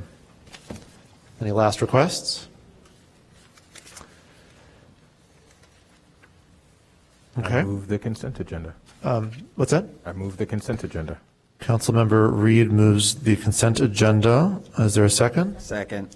Councilmember Reed moves the consent agenda with items A1, A3, A5, A7, A9, A13, A14, A15, A16, A17, and R1 removed. Councilmember Braithwaite seconds. Is there any discussion? Seeing none, will the clerk please call the roll? Councilmember Newsma. Aye. Councilmember Burns. Aye. Councilmember Sufferton. Aye. Councilmember Ravel. Aye. Councilmember Reed. Aye. Councilmember Fleming. Aye. Councilmember Kelly. Aye. Councilmember Braithwaite. Aye. Councilmember Nguyen. On a vote of 9-0, the consent agenda with the aforementioned exceptions passes. Councilmember Braithwaite, would you like to make a motion on item A1? Yes, Mr. Mayor, members of City Council, this is for action item A1, which is the BMO Harris credit card activity ending in July 26, in the dollar amount of $10,931.49. That's for action. Is there a second? Second. Councilmember Braithwaite moves item A1. Councilmember Nguyen seconds. Is there any discussion? Seeing none, would the clerk please call the roll? Councilmember Newsma. Councilmember Burns. Aye. Councilmember Sufferton. I abstain. Councilmember Ravel. Aye. Councilmember Reed. Aye. Councilmember Fleming. Aye. Councilmember Kelly. Aye. Councilmember Braithwaite. Aye. Councilmember Nguyen. On a vote of 7-0 with one abstention, item A1 passes. Councilmember Braithwaite, would you like to make a motion on item A3? No, sorry. No, that was my mistake. Item A5. Thank you. Mr. Mayor, members of City Council, I'd like to move item A5, which is the approval of the change order number 1 to the contract with Christie Weber and Company for landscape maintenance of Robert Crown. This is for action. Councilmember Braithwaite moves item A5. Councilmember Nguyen seconds. Is there any discussion? Seeing none, will the clerk call the roll? Councilmember Newsma. Councilmember Burns. Aye. Councilmember Sufferton. Aye. Councilmember Reed. Ravel. Sorry. Aye. Councilmember Reed. No. Councilmember Fleming. No. Councilmember Kelly. No. Councilmember Braithwaite. Aye. Councilmember Nguyen. Okay. Councilmember Newsma. Robert Crown. Item A5, the change order for the contract with Christie Weber and Company for landscape maintenance at Aye. Crown. Thank you. On a vote of 6 voting aye and 3 voting nay, item A5 passes. Councilmember Braithwaite, do you want to make a vote on item A7? Sure. Item A7, this is for action. It's the purchase of an ambulance for fire department, 2 buses for Parks and Recreation Department, and 2 trucks and a forklift for the Public Works Agency. Second. Councilmember Braithwaite moves item A7. Councilmember Fleming seconds. Is there any discussion? Councilmember Fleming. I have a quick question that I don't think I saw in the memo. Are any of these older cars we're replacing going out for sale either through the community listing that we had before? I realize, I think, obviously, the ambulance, nobody's going to buy that, but or are they just too old and just going to be, I think there's some kind of exchange we usually do, or take them back somewhere?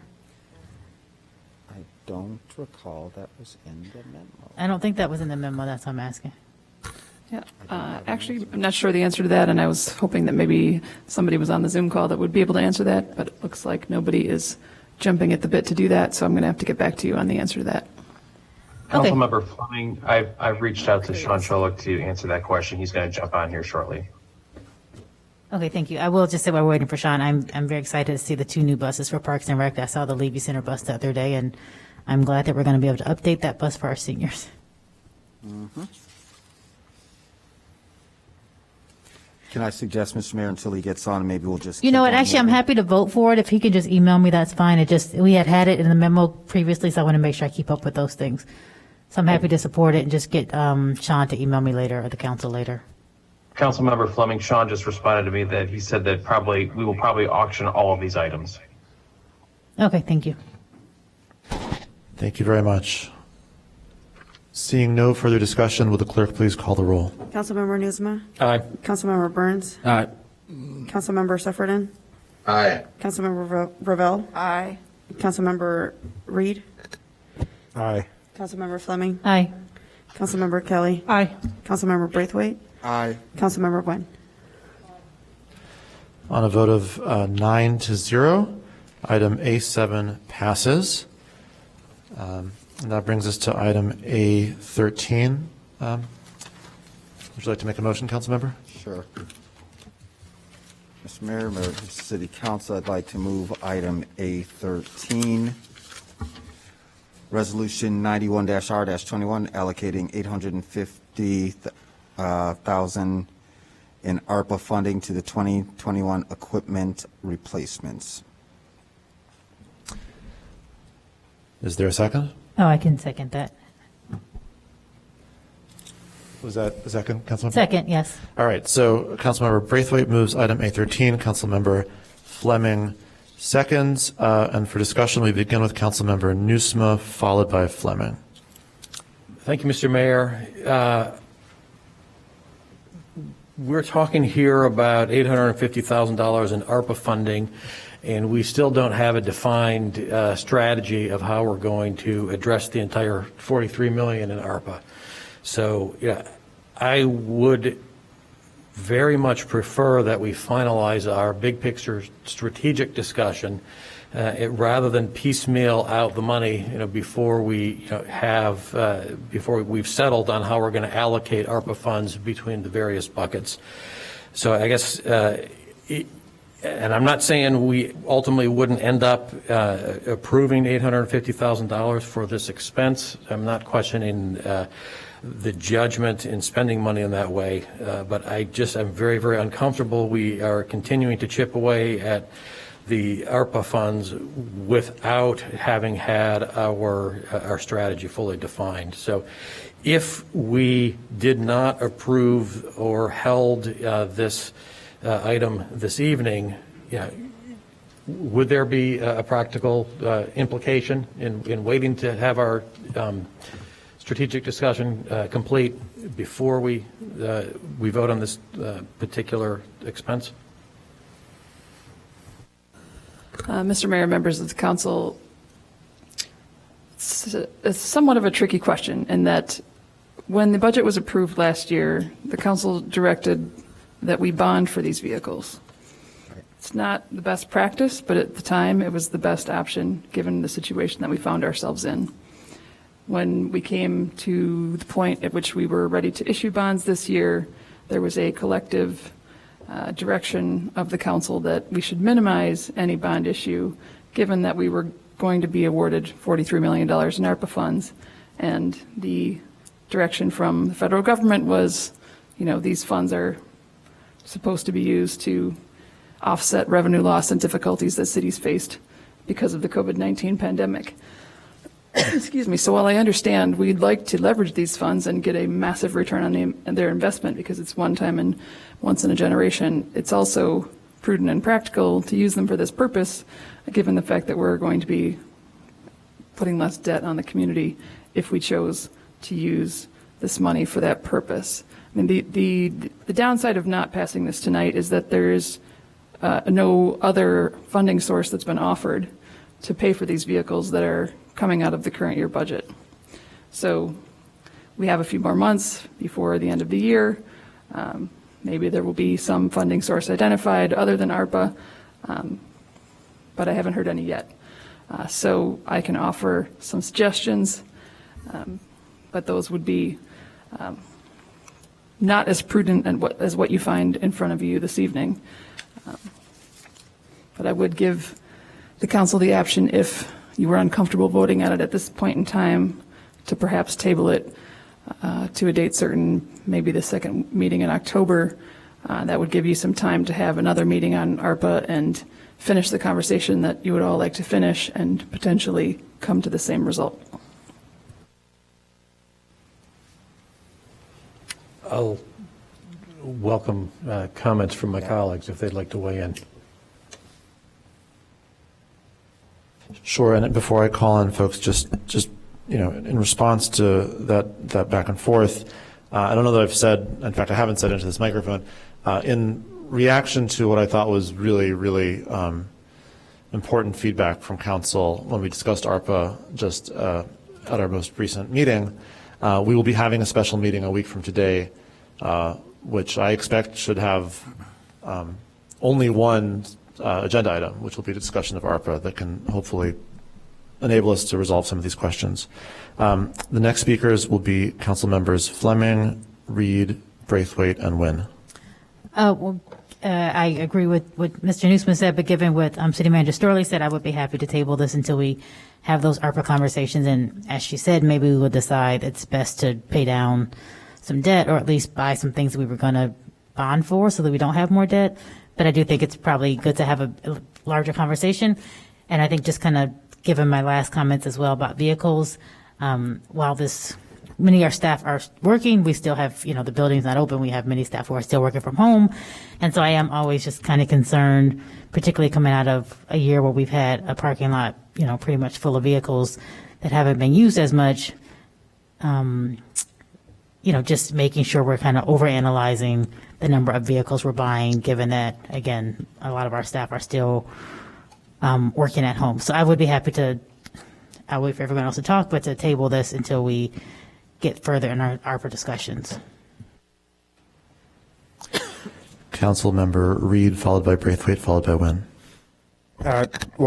Thank you, Councilmember Newsman and Fleming, for recognizing this. I also will say that we need to, really get our plan in place before we continue spending money, particularly looking at some of the particular equipment replacements. I'm just a bit curious. There are some of the vehicles are 2017 vehicles, and it seems a bit soon to be replacing those vehicles. So I'm hoping we can. And I also just want to put into perspective once more that the $45 million, when you compare it, certainly, we're a lot larger than a family, but this would be like receiving, if you make your average household income in Evanston is $70,000 a year. This would be compared to our budget, the ARPA money that we're receiving is like a family that's making $70,000 a year, receiving $10,500, or a family, for some of my colleagues here on the dais who are doing quite well for themselves, a family that's making $150,000 a year, receiving $22,000. So let's just keep that into perspective. And, that's not a whole lot of money. And if you really want to make it something that makes a difference, you'd have to invest that money fairly wisely in your personal life. And I think we need to understand that if we want to use this seemingly large amount of money, but in the grand scheme of things, a fairly small amount of money, if we want to use it wisely, we have to be a lot more intentional. So I'll leave it there. Thank you. Councilmember Braithwaite, and then Nguyen. Yeah, I'll be brief. So if ARPA's the elephant in the room, the best way to tackle it is, one bite at a time. Our staff has identified buckets for how the money is going to be spent. So we're just nibbling away to get to a certain point in our budget. The 43 today, right now, out of that 43, I think we only have 23 coming in that we can spend. Is that right, City Manager Storley? That's correct. Okay, so not 40, 20 this year. And I think through our budget conversations, we understand couple of things. Number one, this is an operational expense. I'm not going to get into how things are depreciated on a balance sheet, but this is just like the technology that we have in our hands, that every couple of years we are going to change vehicles. We're going to swap out ones that are not as new and shiny, and we're going to get new vehicles, high level. And so this is an opportunity for those of you that are advocating that you don't want to raise taxes, that we're putting money aside that still needs to be budgeted through the process versus going out to bond. So we're using cash versus credit card. I think this is something that we can move forward with. I think we should move forward with it and not delay, as these things will be a part of our budget process. I mean, I pay attention to vehicles coming in and out, and we've had robust conversations the last 3 years. Our staff memos are a lot better, and I do think that we should move forward with this without delay. Thank you. Councilmember Nguyen. Well, I will be brief also. These are all vehicles that are being used constantly. They're public works vehicles. Those people haven't stayed home. These are all vehicles that are being used to maintain our streets, our facilities. I'm looking at them at 2011, a 1981 forklift. Last year we couldn't afford to replace these because of the pandemic. And this ARPA money is designed for economic recovery. We're looking at these are replacing vehicles that will last us another 10 years, maybe more. I mean, the forklift lasted us from 1989. So these are not small purchases. They're, and I, having sat through many of the facilities and fleet management proposals over the years, we repair and repair and repair. And I believe one of these says that it's had more than 111 repairs on it, the vehicle, over time. So we do need to get to this. I'm willing to table it, but this is infrastructure. That's what this is. This is what keeps our staff safe, our city safe. So I appreciate what Councilmember Newsma is saying, but these are all vehicles that are worn out. So, in order to keep our employees safe and get the job done, we are going to have to, this is part of running the city. So while I'm happy to wait, I do think we need to purchase. Because I'll tell the story again. My first month as a city council member, 16 of our 18 garbage trucks were out of service. 16. That means we had no garbage pickup for several weeks. And why did that happen? Because the fleet services division of the city was terrified to come to the council back in the 90s and ask to have their vehicles replaced. I was staggered by that. We had no garbage pickup for several weeks in 1997 because 16 of our garbage trucks out of 18 were not working. That was neglect on the part of the city council. Done with my lecture. Councilmember Sufferton. Thank you, Mayor Biss. So what we're talking about, though, would be having a full discussion a week from tonight and then voting on this at our next meeting, which I believe is a week after that. Is that correct?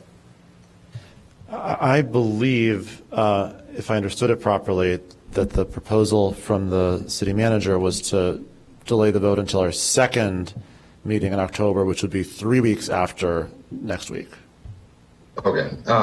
Is there anybody, is Sean here, or is there anybody who could just tell us what the practical consequence of holding off that long would be? Because it certainly seems like a reasonable request on the part of Councilmember Newsma. Good evening, City Council, Mayor Biss. This is Sean Cholik, Facilities and Fleet Manager. So, you know, if we hold off, I guess the question, Alderman Sufferton, and if you could repeat that again, is that the question is that what would it impact if we held off? Sean, I'm sorry, we're both on Zoom, so I apologize for talking over you. My specific question is, if we were to have the discussion next week, and then most likely vote on this favorably, I would imagine, but I wouldn't presume to know how people are going to vote at the meeting 2 weeks after. Does that create a problem for you in terms of getting these ordered? Or, I mean, what's the practical effect of having a discussion on Monday about how we're going to use ARPA funds and then putting this on the agenda for a subsequent meeting? Yeah, I don't think a couple weeks is going to make that big of a difference.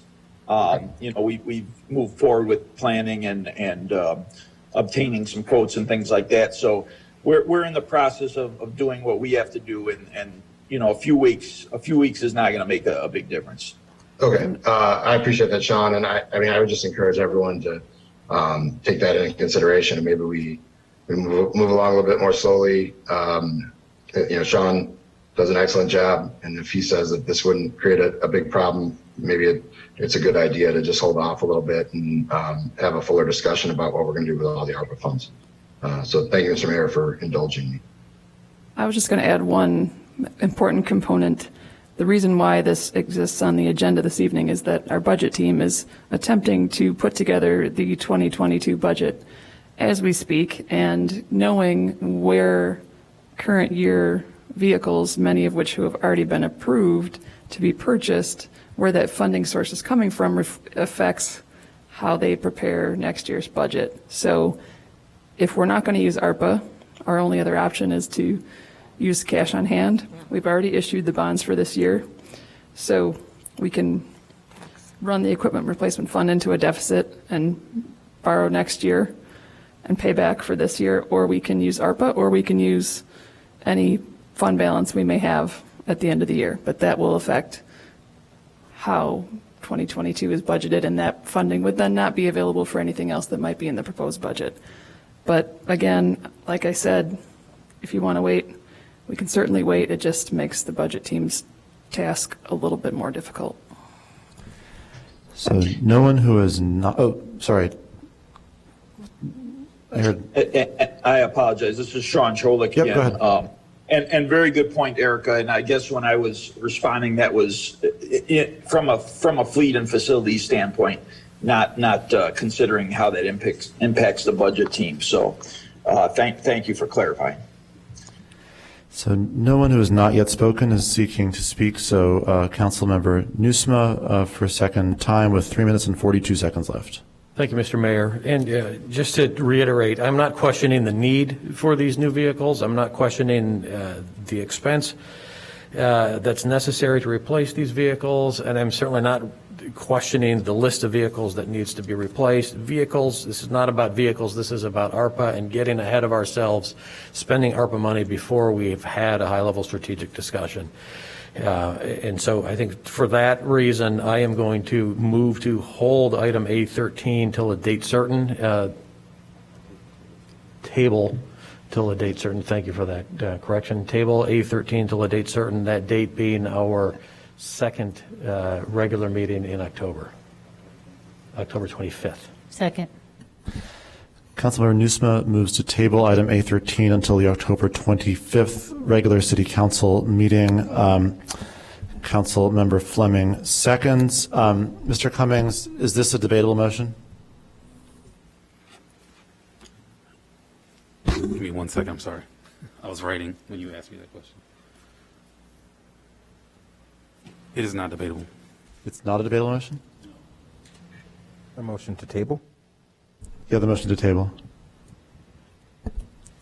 According to the chart that I have here for City Council Rules 18.6, the motion to table is not a debatable motion. Okay, then let me ask the clerk to call the roll on the motion to table. Councilmember Nusma? Aye. Councilmember Burns? Aye. Councilmember Sufferton? Aye. Councilmember Gravel? No. Councilmember Reed? No. Councilmember Fleming? Aye. Councilmember Kelly? Aye. Councilmember Braithwaite? No. Councilmember Wynn? No. On a vote of 5 voting in favor and 4 voting against, the motion passes, and item A13 is tabled until the October 25th regular meeting of the Evanston City Council.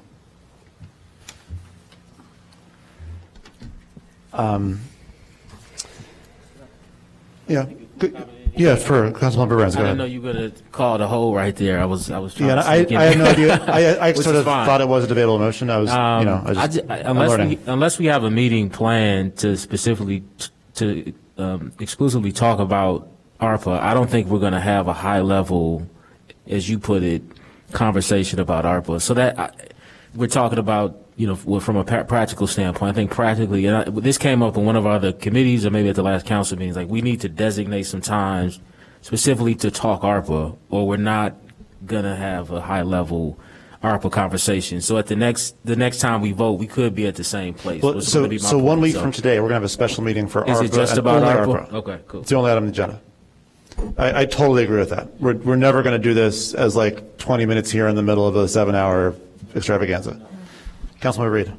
Yeah, that's why I voted no, because I just wanted to. So I agree with Councilmember Nusma about the hold and it being about our spending of ARPA. Again, to the point, we only had $21.5 million this year. We've already spent over a third of that, I believe. Or when you include this, it'll be over a third of what the money we received for this year.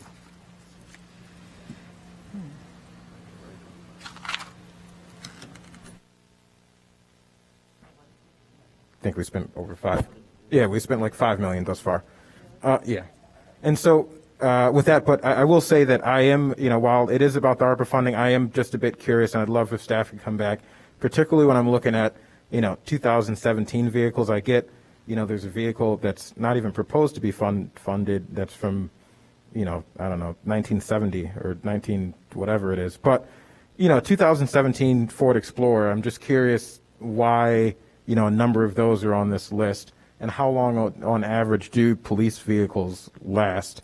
If it's only 4 or 5 years, that's something to think about. Yeah, I think that's a great discussion for us to have. So I would echo your interest in learning more about the life cycle of our fleet. That brings us to item A14. Councilmember Braithwaite, would you like to make a motion? Mr. Mayor, members of City Council, would it make sense just to move item A14, 15, 16, and 17, seeing that they all travel together and they're on the same topic? Then I'll so move. Pardon me? Okay, so I'd like to move item A4, which is Resolution 88R-21, item A15, which is Ordinance 65-021, item 16, which is Ordinance 66-0-21, and then finally, item 17, which is 67-0-21, all having to do with the 5th TIF redevelopment. Is there a second? Second. Yep. Councilmember Braithwaite moves items A14, A15, A16, and A17. Councilmember Nguyen seconds. Is there any discussion? I'm sure there will be. Councilmember Burns. I just wanted to start off by making a few clarifying points, and I'm just going to roll right into it because I know I have about 5 minutes. But one, no one that no one working on this IGA, elected officials or city staff, have recanted our support for an IGA agreement. That is false. The IGA was an idea that was recommended by staff, City of Evanston staff. So I'm very confused on why we would violate an idea that we came up with, too. The meeting that District 65 refers to in their statement was organized by myself as a way to open up communication to receive further input on their part. This was after the Joint Review Board hearing, again, where they sent a representative who effectively, whether he intended to or not, voted to pass this along to City Council for approval. Obviously, with the full knowledge that there were some concerns that we could work through, but again, whether he intended to or not, what it effectively did is move this forward along to City Council to vote on. And as I said during the last meeting, this being my first time going through a TIF process, I was unsure on how aware District 65 leadership was about the TIF. And so I extended an invitation to both school districts to meet to, again, create another opportunity to receive input from them. The current draft of the concern around an IGA came up when there was a draft that we saw that had no considerations on the part of District 65. And so it was, we talked to our legal counsel and they said that there should be mutual considerations in an IGA. So we said, great, District 65, can you come back with some considerations? They had none. I offered two as a suggestion. And when we got the IGA back from them, the considerations that I suggested were significantly weakened, right? So that's where it stands at this point. And there also were considerations on our part that, in my opinion, without going into more detail than I need to, but it needs to be on the record, that I think fundamentally are a level of social engineering that most people on this council I don't think would support. And we're working through those, and we never left the table. Like, we're still there. Corporation Counsel Cummings sent over a red line version a few days ago, and we were waiting for a response from District 65. And this response still doesn't address the line-by-line red line with comments that Council Cummings provided to them. And I also just want to say that the TIF already has a formula. We're required by state statute. There's a formula where if the student population increases in the TIF area, the city has to provide a contribution, right? It's already in the budget. If you look at the ordinances, that's already laid out in it, and that's required by state statute. I think it's unfair to say that we're taking money away from the district as if the student population is not the same, as if the student population doesn't live in the area, in the TIF area, right? Like, it's the same student population. And so as a city, while we're collectively committed to public education, we're also committed to our rec centers. We're also committed to our social services and after school programs. We're also committed to making sure that people who are already being displaced have affordable units that they can live in, which is something that this TIF commits to spending TIF funds on. So again, to separate the two, I think, is unfair. This is the same student population. It's the same community.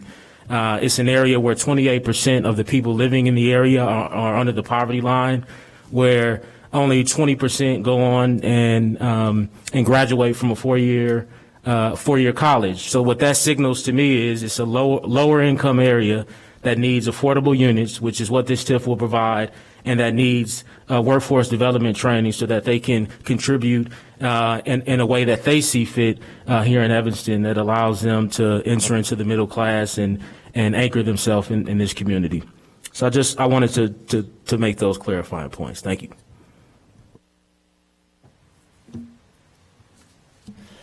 Thank you. Next is Councilmember Reed. Yeah, as I stated at the last meeting, I'm not going to repeat it, but I generally am not a supporter of TIF. I think if there was going to be a TIF in Evanston, this would be an area that TIF makes sense in. But the real problem is, how do we use TIF funds? And, I think some of my colleagues will differ with me on this, but I think historically, the city of Evanston has not shown a propensity to direct TIF funds to folks who, we've shown a propensity to give TIF funds to large developers. And so I understand folks' hesitancy. But I think this TIF is a bit different. One, in that it's one of our first TIFs, and maybe one of the first in the state that primarily focuses on residential areas in an effort to bolster affordable housing in the city. As I said, I think generally there are issues with TIF, and that's why I'll be introducing a number of ordinances to strengthen TIF. So one, I'm going to be introducing an ordinance to declare a TIF surplus at some point. Funds stay in a TIF unused and unearmarked for, some defined time period that we see as unreasonable. Those TIF fund dollars should be returned. to the various taxing bodies, particularly 65 and 202. Councilmember Burns has pushed this idea for this particular TIF, which is having an advisory board made up of members of both within the TIF district and folks outside of the TIF district. And I think that's a great idea, and I'd like to see that codified into law, not just for this TIF, but for all TIFs in Evanston. And so I'll be making a referral for an ordinance to create an advisory board for all TIFs, including this one, and make it mandatory. And then for transparency, we do know that on the front end, TIF expenditures are a bit different from regular expenditures in some regard, in that they don't go through, TIF expenditures don't go through the annual appropriations process. And there's more of an ad hoc process for approving TIF expenditures. But where it is the same is that those TIF expenditures, just like any other expenditure, come before this council and are approved by this council, as long as as with regular funds, it's over $25,000. But on the front end, it's fairly similar, but on the back end, the reporting is not the same as regular expenditures, and I'd like to strengthen transparency for the way that we expend TIF dollars. And part of that is also giving the advisory board a bit of teeth when it comes to making recommendations for expenditures. And to that point, I certainly am committing, if this TIF is to come to fruition, I will not at any point support giving TIF dollars to large developers to build luxury housing. The only thing I think we should be giving TIF dollars toward is building affordable housing. We know that there's a high cost to building affordable housing. And part of the way we can increase affordable housing is by, taking some of that burden off of developers, and thereby the folks who are going to live in those buildings. And I think this TIF could be a vehicle for that. Some of the concerns I've had, residents and from both my ward and across the city reach out to me quite extensively. And another issue that I've heard that, wasn't addressed in the 3 ordinances that I'm going to be proposing is, there are 2 properties within this TIF that some folks are concerned about. It's the Emerson Ridge Green Bay, as well as the Civic Center. Certainly some folks have raised concern that, we haven't decided to sell the Civic Center or to do anything with the Civic Center yet. It may be too early to decide to put it in the TIF, and I think it's not. I mean, we know that this building needs a lot of repair. It is one of, and it may be the city's oldest, most under-maintained building that people actively inhabit. I guess second to Harley Clark. And 15-second warning. Thank you. And so I think it makes sense to have this building, regardless of if we decide to sell it or we decide to renovate. It makes sense to have this building within the TIF. And then lastly, for the Emerson Ridge Green Bay building, it makes sense to have that in. It's a commitment of the city to say that all of the increment that is generated from that property is going to go to this specific area, the 5th Ward.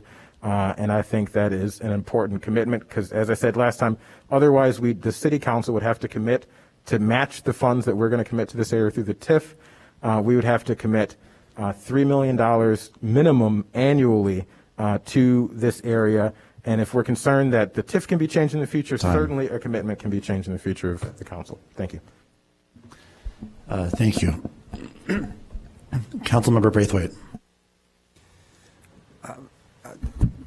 Thank you, Mr. Mayor. I think it's important that when we're talking about TIF as a tool that we really understand how it's being used. And I'm a little bit, frustrated with some use of information. First of all, I'm going to use the 2012 TIF spend that we did, where we had money coming out for capital projects that moved through our CIP budget in a 3-year increment.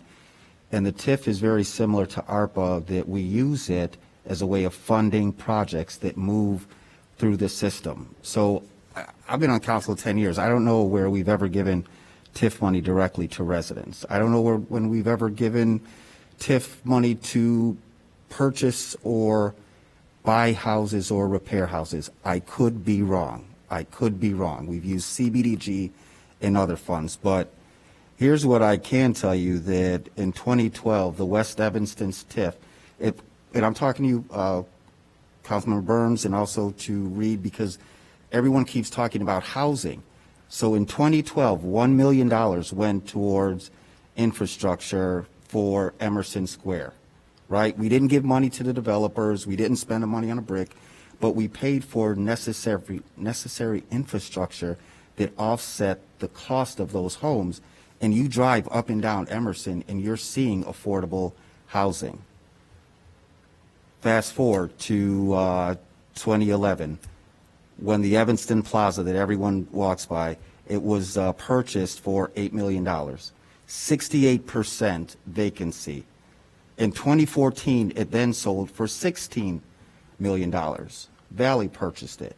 What did we get for that with a $2 million investment? Well, we got a brand new grocery store, over 150 jobs, and if you look at it right now, it's over 90% occupied with businesses that are generating not only retail tax, but then when it sold for $36 million, last year we gained $325,000 in transfer taxes, and the amount that that center is going to pay in taxes that goes back, eventually will go back to our tax roll. I can't even do the math. So I just think it's important that when we're discussing this, we understand the fears of people moving out. Like, I don't know anybody in the second ward that moved out because of that Evanston Plaza. If anything, it provided necessary jobs. Fifth ward, Emerson Square, new affordable housing, right, for families that needed to be stabilized. So where this notion comes from that it's moving black people out, I feel is a myth. I can stand to be corrected. But again, that's part of the education process. And I think it's so important that, and this is my final point, in looking at the TIFs, whether it's Washington, West Evanston, Evanston Plaza, and now this new TIF, I can't tell you that we've ever done an intergovernmental agreement. I think it's great to have target goals, but I will tell you again, Alderman Nguyen, you've been on council longer than I have. Last point, we have never tied an intergovernmental agreement to TIF. It funds capital projects. It offsets the expenses, and it's a win. Doesn't chase people out of town. It's a win that helps to stabilize our community. And we do it very well in the city of Evanston. And I hope that those that are on the fence will move forward, because without it being in place, I don't even see the need to even continue any discussion. So I'm going to support it. I'm going to support the vision that our council have used over the years to transform our downtown, transform the West End, particularly around the family focus area, help boost the economy in the West Evanston, and we're going to do the same thing with the new one, if given the opportunity. Thank you. Thank you. Councilmember Fleming. Oh, I think I just want to point out, Alderman Braithwaite, I think the difference is, and I think I just coming back to town when the Valley folks brought the old Farmore Plaza, was that, if I'm correct, and I didn't look at the map before I got here, was that really encompassed a commercial area? And so a lot of fears that people have, whether it's based on folklore or whatever else, is that this TIF encompasses a lot of residential. And so I think that's the difference in terms of the fear of what people have around this TIF. But to Councilmember Burns' point, I have not been in any discussions with the school board. I don't know what is going on with the IGA, but thank you for providing, some clarifying points and context. I don't know that we need an IGA. I'm not an attorney. That's not my specialty. What I will say is it would be good to, move forward in a good working relationship with our school board. And I'm not saying that's not what you want, but clearly on all things, they have their purview. We have our purview, but it is good if we can have a good working relationship. So thank you for going back. I won't say back to the table because you said you haven't left, but kind of figuring out what we need to do for that. And then I'll have to just kind of trust you and Nick to figure out the best way to move forward, because that is kind of above my pay scale. But I just wanted to speak to some people's fear, which is, I think, just that the Fifth Ward is changing, and it's, going to still change some more whether we have a TIF or not, because some of that is just the capitalist society we live in. But I don't want to just, definitely some people have misinformation, but I don't want to, I don't think that we as a government can just tell people, hey, X, Y, and Z is not going to happen, right? I also think TIF or no TIF, if our council wanted to commit to, truly kind of racial reconciliation or racial equity, there's things we could do to make sure that areas in which have not historically been funded are funded. I mean, we could say, as a council, we're going to use our CIP or the majority of our CIP for the Fifth Ward. I mean, we could do that without a TIF, without IAJ, without anything else, right? We could do that just because it's the will of the council, just like tonight we looked at, or I guess in APW, the 50/50 sidewalk repair program. That's one that for, I think, 5 years I've been asking Dave if we can change, because everybody cannot afford to fix their sidewalk. And people who can't afford to fix their sidewalk shouldn't be penalized by things like roots under the trees that we plant, kicking up their sidewalks.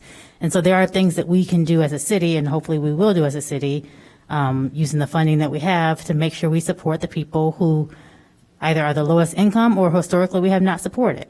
And so I would hope that we move forward with that, TIF or no TIF, and make sure that everyone has the same access to capital improvement in their wards as, everyone in the town has the same access, and that we compensate, or not so much compensate, but we make the repairs where needed, where we know that historically they have not gotten the attention they need.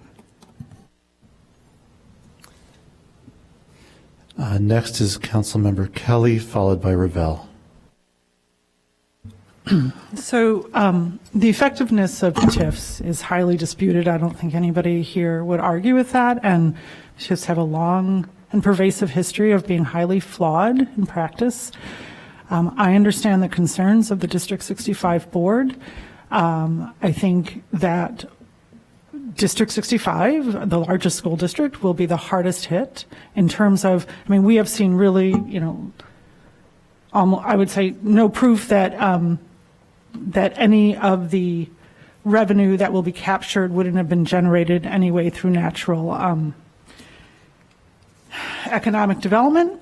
So that means that all those funds that would have gone to 65, they will lose. And I think their concerns are incredibly legitimate. We have to be, what they're looking for, their interest in ensuring that there are safeguards in place to be sure that this TIF doesn't accelerate the sort of negative changes that I think we're suggesting here in the Fifth Ward. And I think we should proceed in partnership with our school district. We should not be proceeding with our school district in opposition. So I think these are legitimate concerns, I think, that we all have here. And I think Bobby, I think, you intend to, your intentions are what they're expressing, but I would ask that we please go forward with this in partnership and collaboration with District 65. And I'd like to ask, I'd like to table all of this and ask that you please come back and sit down with, and come back with, work out an IGA at this point so that it's in partnership and in collaboration with our District 65. Councilmember Kelly moves to table this to what date? I would like to ask that we work this out so that we come back with hopefully, I can't say how fast they would do this. Maybe they do it in a day or 2 days, but until we come back with an agreement with an IGA with District 65 so that we're moving forward in collaboration with our school district. Mr. Cummings, is it possible to table something indefinitely? No, it would have to have a date certain. So if Councilmember Kelly wants to give a deadline, it would give us a goalpost to say it has to be done by this date. If you give us a particular city council meeting. When are the dates? What are the next? October 11th and October 25th. October 25th. Councilmember Kelly moves to table these items until the October 25th City Council meeting. Is there a second? Second. Councilmember Sufferton seconds. I just learned this is not a debatable motion, so would the clerk please call the roll on the motion to table these items until October 25th? Councilmember Newsma? Aye. Councilmember Burns? Councilmember Sufferton? Aye. Councilmember Ravel? No. Councilmember Reed, Aye. Councilmember Fleming, Aye. Councilmember Kelly, Aye. Councilmember Braithwaite, Councilmember Nguyen. On a vote of 5 to 4, the motion carries, and these items are tabled until October the 25th.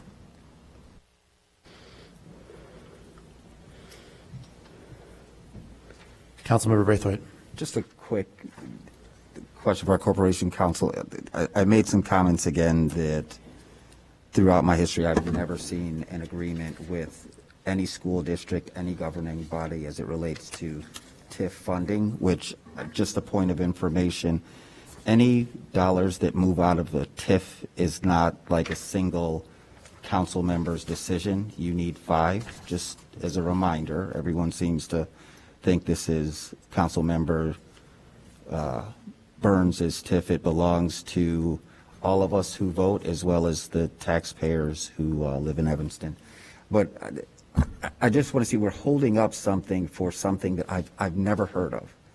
And we don't need to unpack it tonight, but just if you can shed some light at the appropriate time, because if this is the only thing that's holding people back, it feels like fiction writing. So there was, when the law department was asked to get involved with this,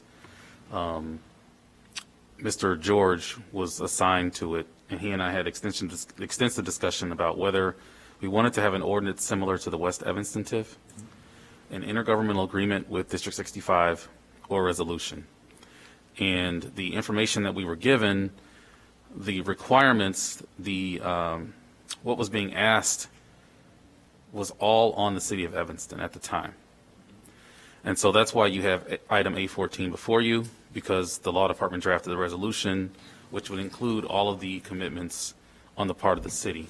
We really couldn't figure out a way to put it in the city code as an ordinance. Right. And as Councilmember Burns accurately stated, an IGA needs to have consideration on both sides. So it wasn't until Wednesday we received the proposed consideration offered by the district. And that's why the resolution is still before you, because that's what we had already done. So that there is that history there. I don't know of another way to do this. I think that the intent was that there wanted to be something enforceable, which is why we looked at both an ordinance and an intergovernmental agreement. But I don't know of a history, to your point. We haven't been able to figure out a way to get that completed. So that is the option that's on the table. And if it's approved by council, it's approved by council. So we're sort of in a procedural no man's land here between agenda items, but I recognize it's an important issue or an important decision just got made. So I'm going to call on everyone, but just ask for everyone's conciseness, because again, we're sort of off menu. But council members Nguyen, followed by Reed, followed by Kelly, followed by Nusma. Thank you, Mr. Mayor. I'd like to ask the city manager to provide this council with the complete history of the revenue sharing that the city has done with our 2 school districts from all of our TIFs over the last, since we began revenue sharing.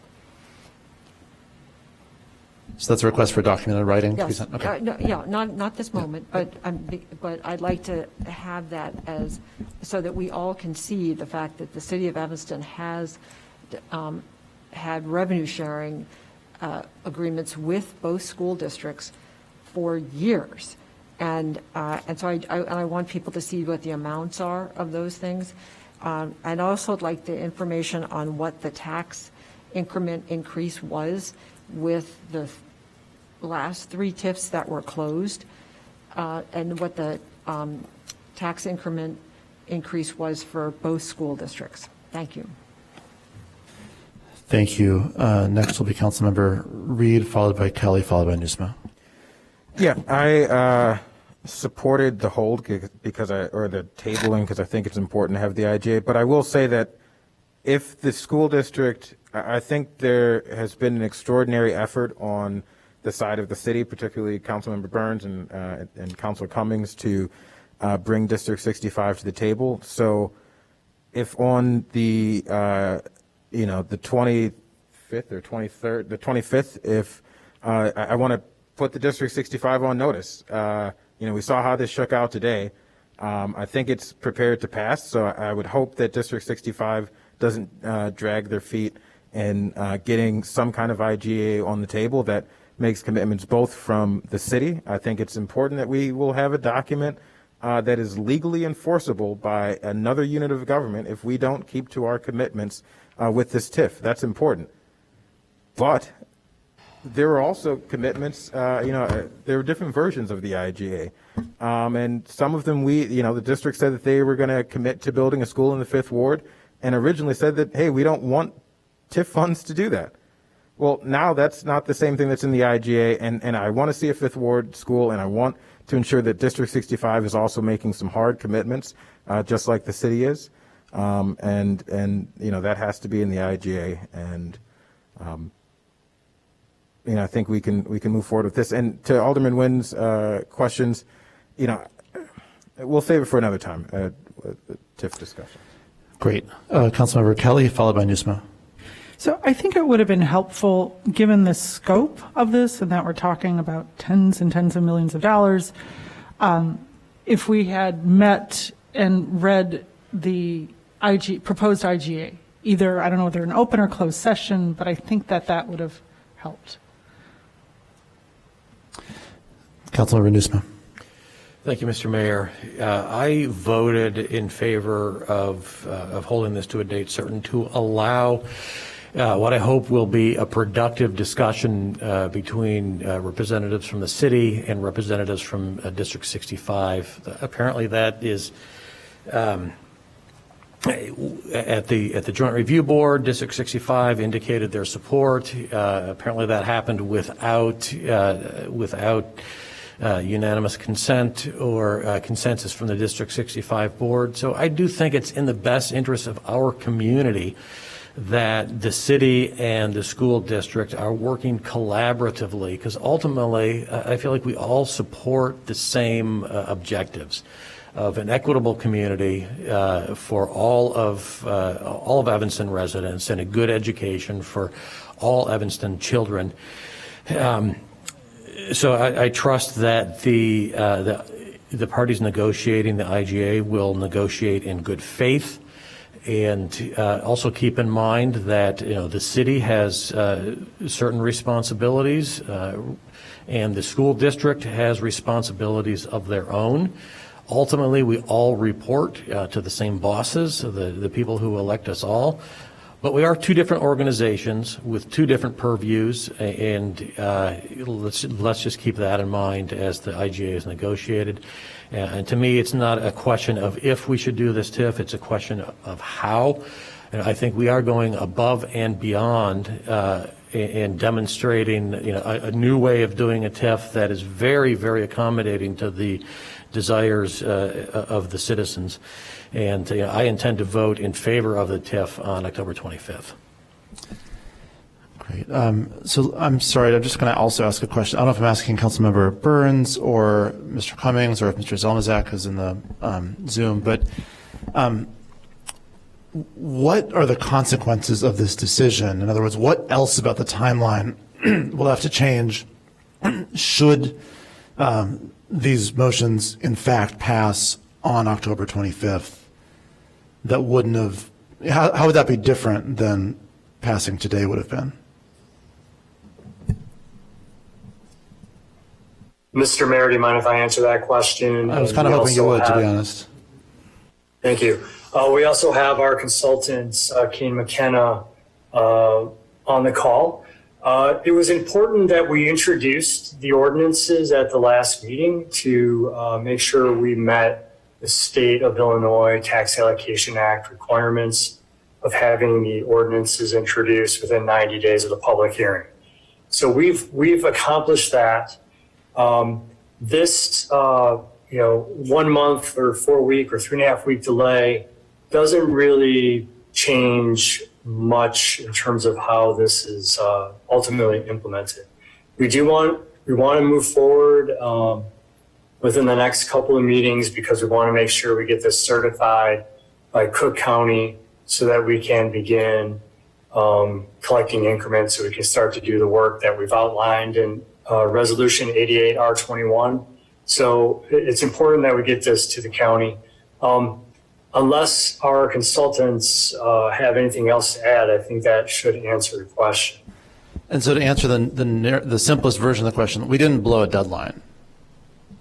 No, we did not. Based on our interpretation of the state tax increment, the Tax Allocation Act. Okay. Thank you. Yeah, go ahead. It's because it was initially when this was discussed, it wasn't introduced, and so I just want to be clear here. It's because it was already introduced. That's what we needed to do per state statute. Also, just want to say to the 6 folks who supported this the last time to move it forward, I fully plan on supporting this TIF on the 25th, and I hope you will too, IGA or not. We will continue to overextend ourselves in order to get an IGA done because that's what this calls for, and it's the right thing to do. But we've never left the table. We've fully extended ourselves this entire time to get this thing done. Everybody who has knowledge of an IGA type of process will probably agree that it takes time. You're not going to execute an IGA on the first pass, right? So it takes time. That being said, I will vote on this, vote to approve this on the 25th or whatever date it is, and I fully would hope and expect the folks who supported this the last time to do so. Thank you. Thank you very much. That brings us to R1. Councilmember Nguyen, would you like to make a motion regarding R1?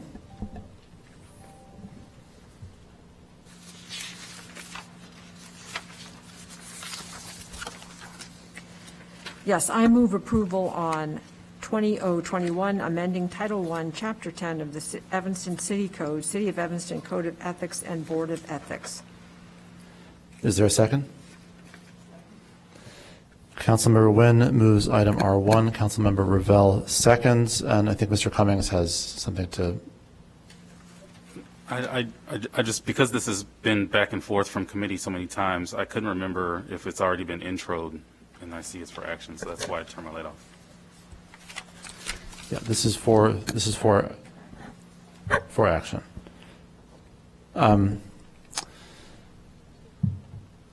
Okay. Why was it pulled off? Well, just someone asked to have it pulled off. Okay. All right. Councilmember Reed. Oh, I pulled it off because I'm going to be voting no on it. I think we need to. I think we needed to do more to strengthen our ethics board. I don't think this meets the mark. I think it does make some improvements, but I think we've still missed part of the mark. And so, certainly we have the ability to amend things in the future. I'll just be voting no on this particular version. Councilmember Kelly. I'll also be voting against this. I feel this is a weakened form of an ethics board. We should be moving in the other direction to strengthen it.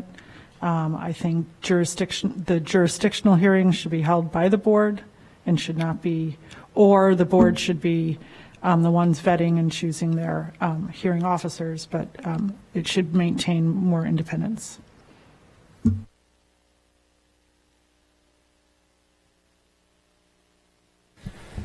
Seeing no one else seeking recognition, would the clerk call the roll?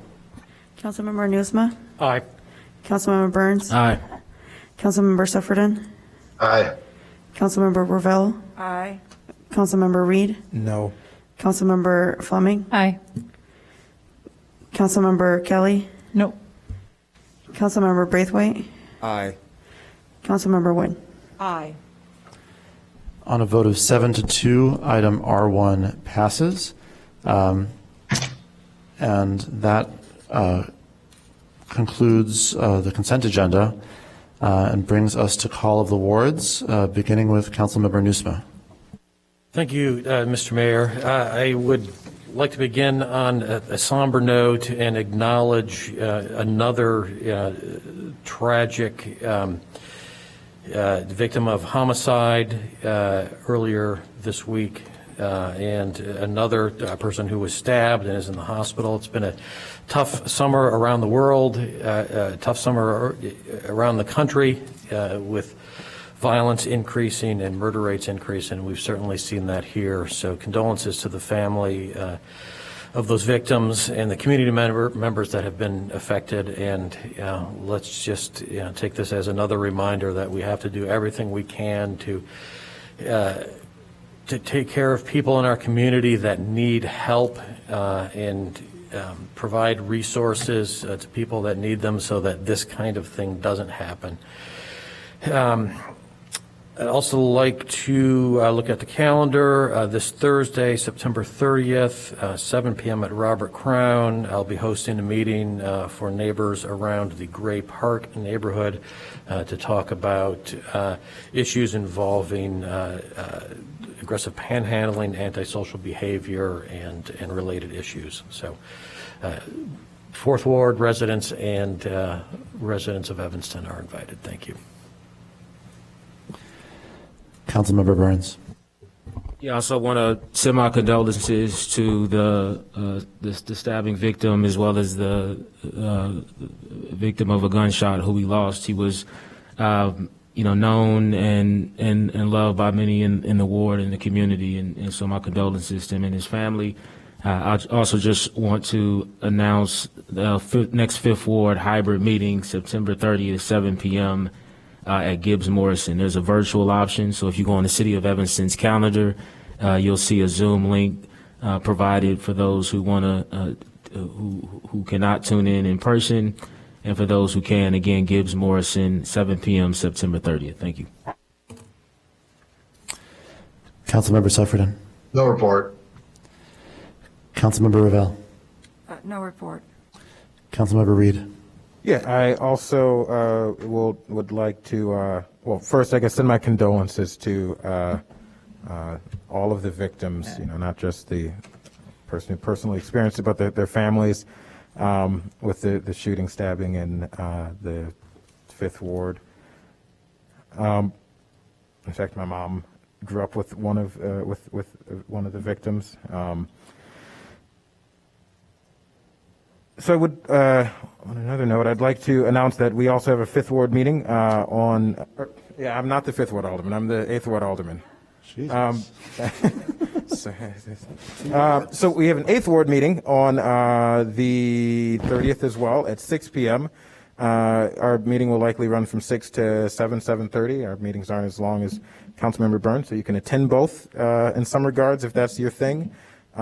Happy to have it. Ours is completely virtual. You can find the link online to join in. At some point in the near future, we will go to hybrid meetings. And I just want to say thank you to organizers of a great block party yesterday in the Fifth Ward. Shelley Carrillo. Yeah, I'm moving. In the Eighth Ward yesterday,